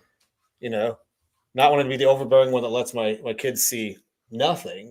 Where is that middle ground kind of in there? So I got out and I went to paramedic school. I came when we moved back to Ohio because I kind of had a job lined up. I was going back into restaurants, and then that kind of fell through. And now we're sitting here. We'd gotten my severance from the Army, which was enough to live off of for a few months, not an extended amount of time. Jess is in Ohio, 700 miles from her family, with knowing nobody other than my family up here. We lived on our family farm out in Granville in the middle of nowhere with no cell phone service, completely isolated, which was terrible for her just moving up here. This sounds awesome. I mean, I hunted in my backyard. We had a pond. It'd be awesome today for me, but with a new wife, in our time of our life, we joke, when the kids are gone, we're going to buy land, rescue dogs, and just hide from the world. That's kind of our joke. And I'm like, we already had that, except the problem was we had a newborn kid and no money, a shanty house that, no money. Going back, this is our the house wasn't big enough. It was a tiny 2-bedroom with no central heat or air. It had boiler heat. It was, but it was our home. Right. That's and life changed to where now, we went from living not being barely able to afford this house or this rental house for my family to where we're at today, which is a completely different thing. And we'll talk about in a minute. A lot of that changed when I finally realized I needed help and kind of led into that. Right. But I went to paramedic school in 2007. I got out in 2006. And the problem was I'm now a disabled veteran. I was an EMT, so I got a job as an EMT, but at the time EMTs made $9 an hour, nowhere near enough to support a wife who just moved up here and a newborn son. And so I went to paramedic school. And it was funny because my dad was my lead instructor, and everybody was like, "Oh, you're gonna have it so easy because your dad." And I'm like, "You have no idea. I have to be I have to do everything perfect. Trust me, I'll be the last person that gets to escape. I own everything." So I got my paramedic. I took paramedic school in 2007. And the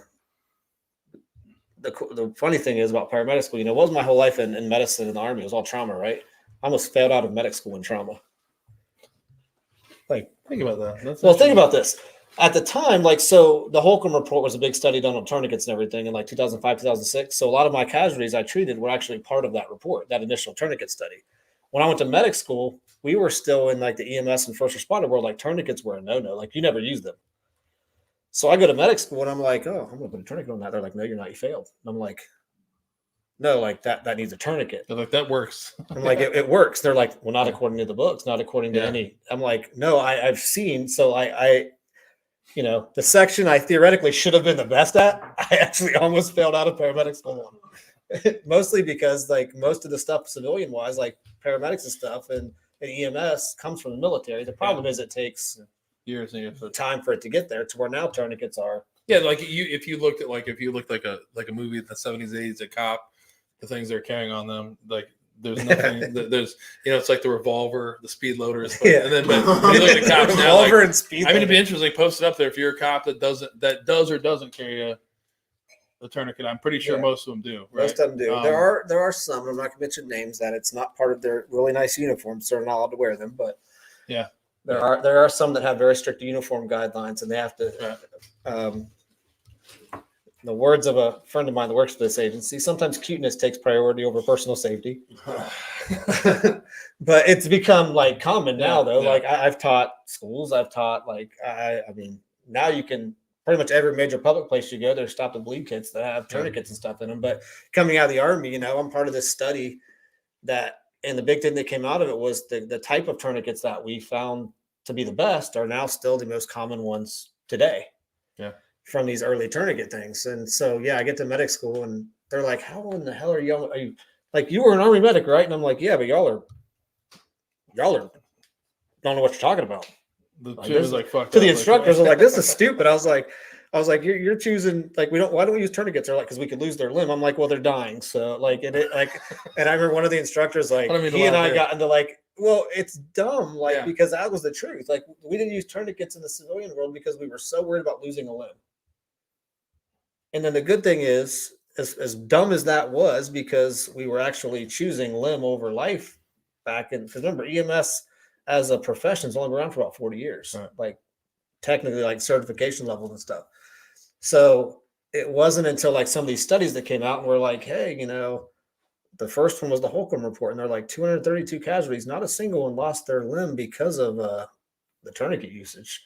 They lost their limb. It was because it'd been blown off. The traumatic injury. Yeah. So that kind of started the transition. And then sadly, the other thing that started the big transition was some of the events here in the United States that tourniquets were used to save lives. And now it went from being like a huge no-no to now like the EMS and stuff is very similar to the military when I was in Iraq 18 years ago of, hey, put a tourniquet on first. Right, yeah. So, but when I went through medic school, though, that was like, I'm like, where's the tourniquets? And they're like, we don't use those. We don't use them. They're bad. Meanwhile, Matt's got a backpack of them. He's ready to go. Yeah. Put a tourniquet on that. Put a tourniquet on that. No, I'm joking. No, so, but it was weird. Yeah, I almost failed out of paramedic school because of trauma. He's like, that guy has a sprained ankle. Put a tourniquet on it. we'll cut off the blood flow to there. You won't feel it. No, I'm joking. Yeah. It's a joke of I wanted to throw more Motrin drugs in because the medical field in the military, we won't go there. I won't say what I used in place of Motrin. No, but we'll just say the orange Tic Tacs are extra strength. Yeah, so I think it's important. This the conversation is just flowing really fast. I don't want to talk about your EMT stuff, right? And that's fine. And the reason why I think there's a more important thing we need to talk about, right? I think the only thing to really talk about that was this. Is the only thing to really talk about is this. I got out of the Army, right, with a bunch of unresolved stuff, and went into a profession that compounded that even more. Yeah. We're gonna get there. You're stealing my thunder, but that's what I'm saying. Like whatever happened, it's like that's exactly right. You left the Army, you went into become a first responder. You just keep compounding the issues you've had. You had another thing in there. If you could talk about it, you got diagnosed with lung disease in 2008. So things are not going Matt's way, everybody. It's not going Matt's way. I kind of I was at this point in time. I was teaching EMS. Like I'd kind of started to teach. I was teaching paramedic school. I was doing this stuff. I was teaching active shooter training. I was kind of utilizing the stuff I learned in the military now to teach like active shooters. And I was teach like stop the bleed stuff, teach ballistic medicine to law enforcement. Like I was utilizing basically the things that I'd learned. Like that was kind of where my track was taking me. And I was also the EMS coordinator for a department out in Lincoln County. And the problem was these things were happening. Like I was starting to have some issues. Like I'd go on runs and like couldn't figure out why I was like getting really sweaty and like freaking out a little bit. Like never really understood why.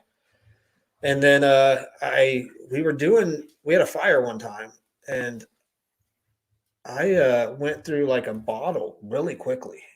like it was a 45-minute bottle is what it's supposed to be, is what they say.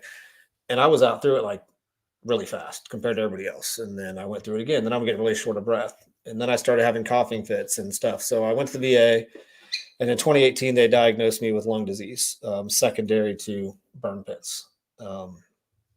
So between that and then finally realizing like it was working, like 911 was just becoming, it finally made me leave doing that, when I ultimately knew like I probably should, because of some of the things I was adding on to the already unresolved stuff for years.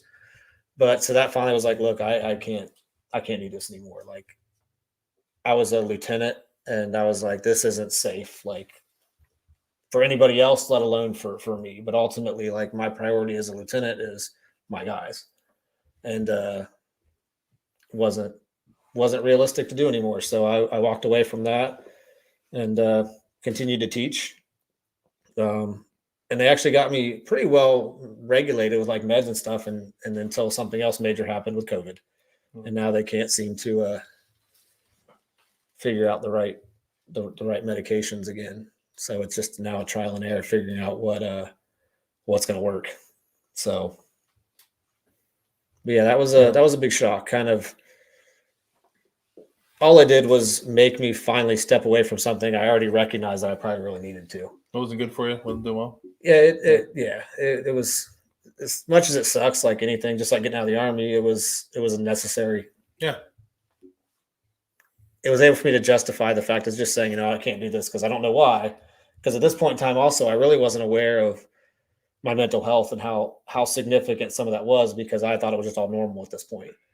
So it wasn't until after this that I really started to get deeper into some of the mental health stuff. Right. And the one thing you talked about is you were candid in your bio, and like we'll talk a little bit more about where your life's gone, but you did suffer from PTS, depression. Oh yeah, and found an outlet, right? We were talking about that before. We're not going to get into that, but there's different outlets. However you found the outlet, find it. Be there. Whoever's receiving that, and then also you just need to keep, like we said before, be resilient. Go out there, find the help you need. That it comes in different ways and from different organizations. And obviously, if it becomes overwhelming, you definitely need to call the Veterans Crisis Hotline at 988 or 1-800-273-8255 and press 1, or you can text 838-255, or now you can chat online at veteranscrisisline.net/chat. But you found a good place. You found a home, right? I did. Like it's your own struggle. And the place I least expected. Yeah. You want to share that? So, I mean, you're struggling. You're not doing well like many of us. Me too, I would say. Yeah. So, I've been there.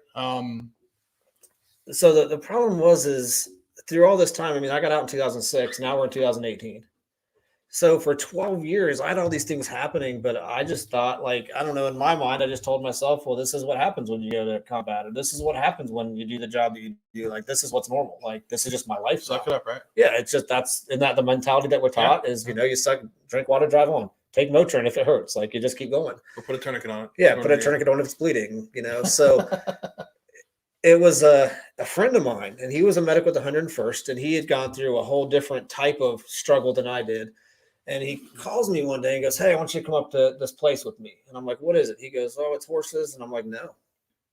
So I told you earlier, like, I was deathly afraid of horses. Like when I was in San Antonio, they had a lot of mounted officers. I once had been drinking, so that probably played a factor. But I actually turned a corner in downtown San Antonio, saw a horse, and ran the other direction, and had to call a cab. I ran so far to get back to downtown. Because remember, I was a marathon. I'd ran marathons and stuff at this point. I'm not understanding your hate. Like my first experience with the horse I shared with you, I got bit. Yeah, well, I got you bit. You shouldn't have been feeding the horse. I got bit in the tit, literally, like 4 years old. Like, so I don't know. Like I don't know why. I didn't find out till a few years later why I didn't like horses. What was it? Sure. So a friend of mine I grew up with, like we'd known each other since we were real little. We're still friends today. Like he was like, why I don't like horses, right? And he goes, don't you remember our horse? It hated you. He goes, like it bucked you off. It kicked you once. Like it used to bite you. And I'm like, no, I don't remember that. Like I obviously blocked that out in my childhood memories. Like, apparently at that time in my life I could still block things out. Like apparently as I got older I couldn't do that anymore. But yeah, apparently that's why. He goes, yeah, you like our horse hated you. Like it was nice to everybody but you. And I'm like, I didn't do anything to the horse. Like So my buddy invites me up, and it was in March of 2018. I go up there, and we're sitting there, and it's Ziggy. Now, Ziggy was over 20 years old at that point. The horse, it was a black horse, white stripe down his face, like had a very significant meaning to the co-founder Tim, who is a Marine vet. And Pete's there with me, and like there's a picture that I know was on the thing that you. I don't think you mentioned, but it's Stockhands horses. Stockhands horses for healing. It's here in Delaware, and when I started going there was only about 5 or 6 of us, and it was a very small. Like it was Pete, myself, a few others, and like it. We were like this really tight knit kind of thing, and what I realized at that moment was, hey, like. Some of the things I'm experiencing, guess what? Like other people are too. Like this isn't just a me problem. And it wasn't until that point that I realized that, like, hey, this is, nobody ever told you, like, I got out of the Army and it was relatively quickly, like hey, you're non-deployable, you're unfit for duty. Here you go. Here's your paperwork. You're getting out. All right. So nobody really kind of taught me. And even when I went to the VA, like in 2009, I went to the VA and I do this whole exam that takes 15 minutes. She says, PTSD is what she said. That's what the doctor said, which was kind of funny. I had a Vietnamese doctor do my mental health screening, and I'm sitting in the waiting room looking at a bunch of Vietnam vets getting ready to go do a health screening with the. And my dad's tripping out when you said that. Like it was, but like, and I'm sitting there like. My dad's tripping over there. Yeah, and I'm like, but like that was in 2009, and the stupid thing was, she just said, she asked me like 5 or 6 questions, said, "You PTSD." And I got up and left, and that was it. Yeah. And then I got a letter saying you're going to get this amount for PTSD. Nowhere in there did anybody ever like explain to me like what that meant. And that was, I think, for me personally, that was the biggest failure from everything. Was nobody ever really defined for me what that meant. It wasn't until like I went in 2018 to Stockhands that first night. Like I said, it was in March of 2018, and I touched a horse that night. I touched Ziggy. It was very question. I'm like. I touched it, I call that a win. And, but it wasn't until then that I realized like, hey, like you have some of the same stuff that I have. Like I didn't realize like I'd internalized so much at that point because I thought that's what you're supposed to do that I didn't realize that like it was normal. Like what I was feeling, other people were doing too. So 2 weeks later I went back, don't know why, because I was scared to death when I was there. And one of the guys that's a Marine goes, hey, if you're a Marine, you get on that horse. And I'm like, damn it, I'm getting on a horse. It's like, I can't let the Marine guy talk crap to the Army guy. So I got on a horse. And I was like, I'll sit on the horse. Now I've got my helmet on because you have to wear a helmet. Yeah, I saw that picture. You're going to lose the helmet. You have to. It's a nonprofit and it's an equine therapy facility. You have to. Can't they get like a well, we have better helmets now. Like, yeah, I mean, but that's not the best picture of you, if I'm being honest. It's like well, I mean, I was. Cool, let me tell you a thing. You could have cut diamonds that night. Like I was so scared out of my life. Like the horse they put me on was one of the bigger horses. It was Sweet Pea at the time. The first time I rode, I have little legs. My legs aren't like they don't do that. And I was like, okay, I'll sit on a horse. Next thing you know, they're like, walk on, and I'm walking, and I'm like, crap. Like, oh, here we go. Like, I'm gonna die. Like, once again, made it this far, and I'm gonna die on a horse. Like, that's what was going through my head. So, but it was. You wouldn't have had that helmet on that awful helmet. Safety has no quitting time, in the words of my dad. Like, that's a quote I'll never forget. Ooh. Like, I always knew safety has no quitting time. So then what happened was like now it was weird because in the place where I least had expected it, I started letting walls down. And I had like my diagnosis was I have PTSD with anxiety, depression, and insomnia. So I had so much anxiety about the horses that what I started to realize was as barriers came down with the horses, guess what? Like some of those things, I was like, if I can accomplish like the thing I'm afraid of the most in life, which is an irrational fear of horses, like I started letting walls down. Yeah. Like, so what I didn't tell you is there's a picture that you posted. It's me like in the fancy clothes, like I have the shirt had more starch than the Korean ladies outside the post, like we were talking about. Like one of the wives did it, and the shirt still today, 5 years later, stands up. I can stand it up. There's so much starch in it. But Quarter Horse Congress, which is one of the biggest single breed horse shows in the world at the fairgrounds, does a thing called Heroes and Horses. And it's the only thing at Quarter Horse Congress that you do not have to ride a quarter horse for. And it's a specific class for disabled veterans who are part of equine therapy programs. And I rode in it in 2018. Awesome. So I went from being scared to death in March to overcoming so much. Now, the night before, I was scared to death. Like, I almost didn't show up the next morning. I'm not ashamed to admit that they were actually singing Baby Shark to me because I was having an anxiety attack. I don't remember riding. Like, I legitimately blacked out. Don't remember. Shark. So, but I ended up getting fourth and of all the riders. And the woman, one of the ones that organizers comes up and goes, "Hey, you won." And I'm like, "No, I didn't. I got fourth." And she goes, "The three people that finished ahead of you, they're veterans, but remember, they're like on professional horses. They have professional trainers. You were the highest finisher from like really what this is intended for, which is veterans from equine things that really do this as a bridge for healing." Mm-hmm. So I got fourth, and then it was a horse named Izzy, and Izzy, I think I put in my bio, a horse named Izzy is what saved my life because she is what brought down so many walls for me and opened up other possibilities. That's when I finally, when I first got out of the Army and went to VA, like my disability rating, I was medically put out, was very bad. I didn't get I got 20%. I was medically put out of the Army, got 20%. In 2019, it finally went to what it is now. And it's because of the people that I met, the camaraderie in the group. And I finally had a place where I felt like I belong. And the cool thing is I got better there. It also allowed me to be a better dad. Like, it allowed me to have an outlet so that I could be better for my kids. I wasn't pushing symptoms as much onto them that I was before, that I thought was this is how dad is. So the group, I still did things with the group for several years. I still, talked to Tim. I talked to him yesterday, actually, and I was up there a couple weeks ago. But it's now turned into one of the biggest veterans programs of its kind in Ohio and in this part of the country. And the big thing is it's not just about, like, we go up there, it's every other Friday night and ride. Like, there's carts you can do it. There's driving for veterans that can't get on there. And then also there's, so many opportunities. We use my buddy Don, his motto is camaraderie through community. And that's really what we've created, is a great network and community of veterans that, we can share with each other. We can reach out to each other. There's other things we can do outside of those Friday nights. And there's an open door policy. I could leave here right now and be like, "Man, this was rough, Tim. I'm going to come up and just go sit with the horses." We'll be like, "Okay." I thought you said we can go ride them right now. We're out of here. I'm not wearing the helmet though. Safety has no quitting time. Didn't you learn anything? No. So that was an amazing thing for me, because it finally, for the first time, I began to understand. Yeah.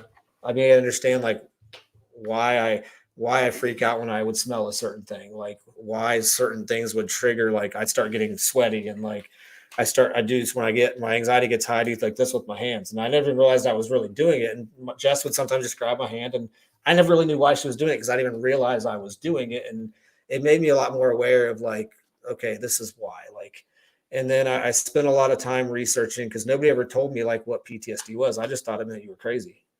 Like, because that's the way it's portrayed. Like, how many times on TV is it's like you watch a show and it's like, "Oh, this veteran's doing this, and it's because he has PTSD." Like, the perception of what it was, I never understood, because it was just told me. She literally said, "You PTSD." So I went to the VA. I finally got back to the VA, and my first psych eval, mental health evaluation that was done then was like, it was literally like 15, 20 minutes. The one I did in 2018 going into 2019 was 3.5 hours. And that doc I saw was incredible. And I just laid it all out there. And she finally was the first time that she explained to me why. Right. And that was really the horse. The horse is what led me there and let me start bringing barriers down enough to get to that point where I could go in and basically just spill everything out there. And that was when I finally kind of took a step in a better direction that I hadn't done in, 12, 13, or well, at that point in time, it would have been 13 years, because it was the first time I began to understand. So I'm going to pause you right there. Yeah. I have a question here about that. So who is Izzy? Izzy's a horse. She is a quarter horse that I rode at Quarter Horse Congress. So who is Izzy? Come on. I know she's a horse. That's her name. That's it? She's just a horse? Yeah. Izzy was the horse. She's just a horse. She was my best friend in that time. Come on. So Izzy I rode Sweet Pea the first night. And then a lot of times we try to pair veterans with horses that we think will be good. So you ready? Who is Izzy? Izzy was a horse I got paired with. And you said it was she was my best friend there you go. in that time. She was the one that, and it's weird. I never realized how much horses, like you get on the horse and you're stressed out. Guess what? The horse knows that. They're not going to listen. Like if you are stressed out and you get on a horse and you're tense, that horse is going to pick that up. When you get on a horse, if you want it to follow you, want to do things, you have to relax. So I had one choice or one of two choices. I could either get on the horse and learn to take a breath and relax, and the horse would follow my commands, or I could get on the horse, be really frustrated and really tense, and then the horse would get frustrated and tense and not listen to me, and then I would leave more frustrated and tense. And I chose, through lots of adjustments and obstacles to overcome, I chose to start to let go. And that was really what kind of opened the door for a lot of kind of leading to that next step of realizing like this was the outlet that I used that led me to do some other things to start to get help. I'm thankful for that. So am I. I'm sure your family is. It's amazing to see what you've done and your story here and the honesty. And I mean, I'm glad I know I would love to have known you then, but I'm glad I know you where you are now. So, and I'm sure your family appreciates Izzy, appreciates the folks at the Stock Hands Horses, the help you got the VA. And Matt's another thing to talk about is Matt is pretty involved in like we are. He's an ally. He's doing some other things here. So Matt right now is almost coming to his completion as being a peer support group leader for the Wounded Warrior Project. And here at the end of the year in December, he's going to cover the Central Ohio area. I wish you the best of luck with that. You deserve it. I appreciate it. You do a great job. So thank you. I'm proud of you. I hope you're proud of yourself. I am, and I'm grateful for some of the support you've given me this summer with something I did and some other stuff. So. Yeah, Operation Mercury. Let's talk about that real quick. I mean, it's going long. I don't care. It needs to be said, but Operation Mercury. You want to talk about it? So it's a 22 until none. National organization. It's actually now international because they do more than just the U.S. But they do a thing every year called Operation Mercury, and I actually got approached to they didn't have a site in Ohio, and this year there was 41 sites, and it was 41 sites in 8 different countries around the world, all on the same date, and it's just a 5K walk ruck to show unity for veteran suicide. And this year's theme was like a walk to remember, so remembering those we've lost to veteran suicide. So I hosted one this year, and I hosted it at the place that is one of the most treasured places in my life, which was the Watkins Memorial High School cross country course. And any person that's ever ran cross country knows that course. Right. Like, it is an amazing course. And of course, it rained a few days before. I got to tell you, yeah, my dad, I want you guys to iron this out after, was so pissed off that we were walking through, because my dad and I went through the wet. My dad bitched for probably about half of the thing about the thing. So I didn't charge him. You got a veteran's discount. I know you got it for free. What do you want from me? I'm just giving, but it was, and I didn't know that. So that's interesting to know that. But I had to get. Yeah. So there was significance to why it was done there, and it was actually it was pretty cool because my old cross country coach, and he and I are very different in a lot of ways. But when we get in the woods, like it's like I'm a kid again, and he's my coach. Like, and we just sit and talk. And he helped me. Like, I told him what I wanted to do, and he supported it. And he was there helping me get it ready. He was there on the walk. He was kind of leading the back. And I don't know if you know, we had one of the biggest turnouts in the world. I didn't know that. Yeah, there was only 2. We had 43 is what I counted, and it was one of the biggest turnouts in the world. And that is wrong. It It should is be way more. So, I mean, I'm glad we did that, but everybody's listening will hype it up better. But 43 is not enough. no, It definitely should be. but for me, It's huge. I don't think anybody realizes, and I think you understand it, how powerful it was to lead that, knowing I had 42 people behind me that were there selfishly for me, but for the bigger picture, as you know, I said there, like, I'm walking because I'm still here. Yeah. And because I've been to a place where more than once in my life, I thought I wasn't going to be. I actually put an expiration date on myself. I didn't think I was going to live past 40. I thought I'd either die or kill myself before then. And I just turned 41 2 weeks ago. Congratulations. So it was a more powerful than what people realize doing that. Like, you know, you came out, Stock Hands came out, a couple other organizations, and some people were there. There was some other veterans there, like some first responders. Like, I had friends that I hadn't seen in years that just were, you know, we're going to come and support you. And, you know, I think sometimes when we're vulnerable and we put ourselves out there, like, great things can happen. And that was a hugely powerful thing for me to be able to sit there and walk and lead that through the mud, even though some people didn't like the mud. You had 41. My dad was back there. Yeah, bitching and moaning about it. So Talking about, why can't they? No, my dad was in the zone. I yelled at him a little bit, a couple times, like, tell him to change his socks. You'll be all right. I mean, come on, you'll be all right. Yeah, you should have seen it before. I was like, I didn't know, but I was like, now next year I'll tell him, if you fall, don't worry. Yeah. Matt has at least 15 tourniquets to save your life in the woods. So yeah. I mean, but if I put it on your neck, just let it happen. I mean, it's. I'll be like, you're not going to complain. You're not going to complain anymore. It'll be good. It was a moving experience, and what was great about it, from my point of view, is I didn't. If I'm being real, I was kind of upset that it wasn't more people. Not because you're not doing it. To hear that, that's great. But the other part, I was like, man, more people should be doing this. It was, you know, and not everybody has time. I get that, right? So here's the cool. But I was glad to be there. And you have no idea how much I appreciated you being there and everything. Like, here's the cool thing. This was the first year I did it.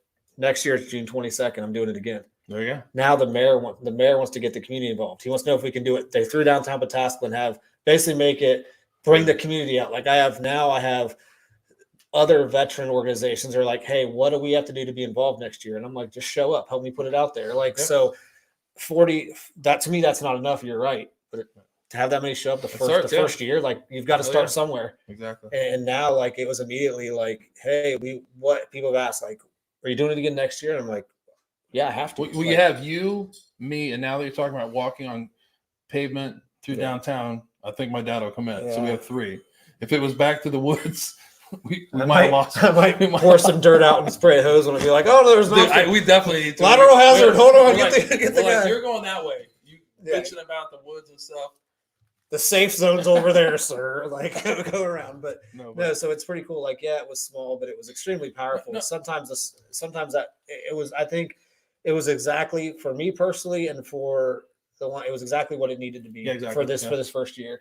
And like I said, I'm excited because I've already talked to the mayor. I've talked to city council, Pataskla, some other organizations out in that way that are like, what can we do? Yeah. And the coolest thing I like about it is there is no money. There's like, it specifically said, like, if you raise any money or sell anything or turn this into anything monetary, even if it's donations to the organization, like, you're done. Yeah. Because that completely takes away from what the purpose is. So that's one of the things. Like I said, they called me and asked me if I'd be willing to do it. And I was actually standing at my high school looking at the woods. I was at the track and I was like, yep. And that's just kind of the first year. I mean, I ran so many miles in those woods and so many, even my son now, like, that's his escape. And, you know, so many people, those woods have such a bigger meaning. Yes, there's mud. That's what makes Mankins woods great. I like how you included my dad before me. Not my dad, though. He's like, we'll leave him in there for like a weekend. He'll get appreciation for that, those woods. So no, but I didn't mean to, like you said before, like, you know, change starts small, right? Yeah. And it can continue to grow and grow, and that's what it is. Like, we'll definitely, I'll be there. My dad will be there. Some other guys that I'm looking at right now will be there. You might have to give them like way more notice, especially Nate over there. He has a busy calendar, but we'll be there. We'll support it. You know, you can always count on us to be there to help. It was a moving thing. I appreciate that. And you know, I respect the hell out of what you're doing. I respect that you didn't snuff my kids out in the storage. I told you my blow dart gun wasn't loaded, but they were bigger than me, and I didn't have my blow dart gun ready. What a way to come back! So got one. The other one looks a little wiry. Might be able to take him. Unfortunately, I was not taking both of them. they're like, damn it! No, but here's the thing with that. It's look at us as veterans. It's all about people helping people. Yeah. And there's so much negativity. There's so much things, and all it takes is just be kind to people. Be kind is free. But it starts with being kind to yourself, and that's sometimes what we forget is some of the stuff we go through is we forget that, hey, we're people too, and that's kind of where I've had to learn is all this stuff I used to do a lot more to try to help other veterans, and I never took into account the effect it was having on me. Right. So we're now come to a point where I'm ready to start taking a step forward. I still have my own battles. I still have good days and bad days. They're just the good days more times outweigh the bad days now. But now I have the opportunity to. For me, it was a horse to find ways to help pay it forward, so other people like me, other veterans, don't go through years like I did of feeling lost. Me too. So I think that's why we're all here, right? I mean, that's why we're sitting here right now is to try to, even if it's just one person, we can make a difference in the life of one person at a time. That's the ripple effect that has. It's more than one person. It's their family. It's everybody else involved with them. That is the bigger picture. Exactly. You took my whole end. Holy cow, man. You're all over it. So I like this when everybody does the thunder. I love it. This is great. I don't try to. No, I love it. Trust me. No one wants to hear me talk. Trust me. I don't even want to hear myself talk sometimes. But we're going to change something up here. Before I do, I'll thank you again, but I'll thank you again, and I'll thank you before we get off. But thank you again for coming on. Thank you for having the courage to share your experience, your stories. It makes a difference. It helps me, and I'm sure out there it's helping someone that is listening. And I really respect your vulnerability and coming on here and sharing your story. How many changes is before we talk about the veteran that we're going to honor tonight, who is no longer with us. I'm going to just throw out a little bit of a quote for hope, right? Like Matt hit it, is we are where we are for a reason. You have to love yourself. So this comes from The Alchemist from Paulo Coelho. It's the simple things in life that are the most extraordinary. Only wise men are able to understand them. So right now we're going to honor a fellow soldier, U.S. Army Staff Sergeant David Allen Hart, 36 years old. Dave took his life on February 24th, 2015 in Airways Heights, Washington. Dave was born April 16th, 1978, and graduated from Lewiston High School in Lewiston, Idaho in 1996. Dave joined the U.S. Army as an infantryman in 1999, and his first duty assignment was with the 1st Battalion, 32nd Infantry Regiment, 10th Mountain Division in Fort Drum, New York. Dave had multiple deployments, which included Kosovo, Iraq, and 2 tours to Afghanistan. In 2008, Dave reclassified to the Military Intelligence Branch and finished his career with the 2nd Brigade, 1st Infantry Division, Special Troops Battalion at Fort Riley, Kansas. After multiple deployments, Dave sought treatment for post-traumatic stress, depression, anxiety. Dave took immense pride in serving his country. Dave enjoyed golf, building computers, playing guitar, video games, cooking, and working on cars. Dave is survived by his wife, Jessica, his children. I apologize. They have some pretty unique names. Amelia, Abigail, and Ewan, his mother, Karen, his sister, Shauna, and Janelle, his niece, Trinity, his in-laws, Michael and Brenda, and his sisters-in-law, Sarah and Julie. And if you're anyone listening, a veteran, or you know someone that needs help, absolutely need to reach out to the Veterans Crisis Hotline. You can call direct at 988, or you can call 1-800-273-8255 and press 1, or you can text 838-255, or you can now chat online at veteranscrisisline.net/chat. Again, I want to thank you for coming on. Thank you for everything you're doing for the community. You're making a difference. You got our back for the walk. If you ever need anything from Pours with Patriots, we're there for you. And I thought we'd end it with something that should be near and dear to your heart. And it's near and dear to heart to other people as you read this, the impact you had on many people. And somebody posted up there before that you gave it all, and folks like you have. So we're going to read the combat medic prayer to end the night. Oh Lord, I ask for your divine strength to meet the demands of my profession. Help me to be the finest medic, both technically and tactically. If I am called to the battlefield, give me the courage to conserve our fighting forces by providing medical care to all who are in need. If I am called to a mission of peace, give me the strength to lead by caring for those who need my assistance. Finally, Lord, help me to take care of my own spiritual, physical, and emotional needs. Teach me to trust in your presence and never failing love. Amen. Amen. We're going to close it at that. Everyone, thank you for listening. And thank you for having me. And we'll see everyone in a couple weeks. Have a great night.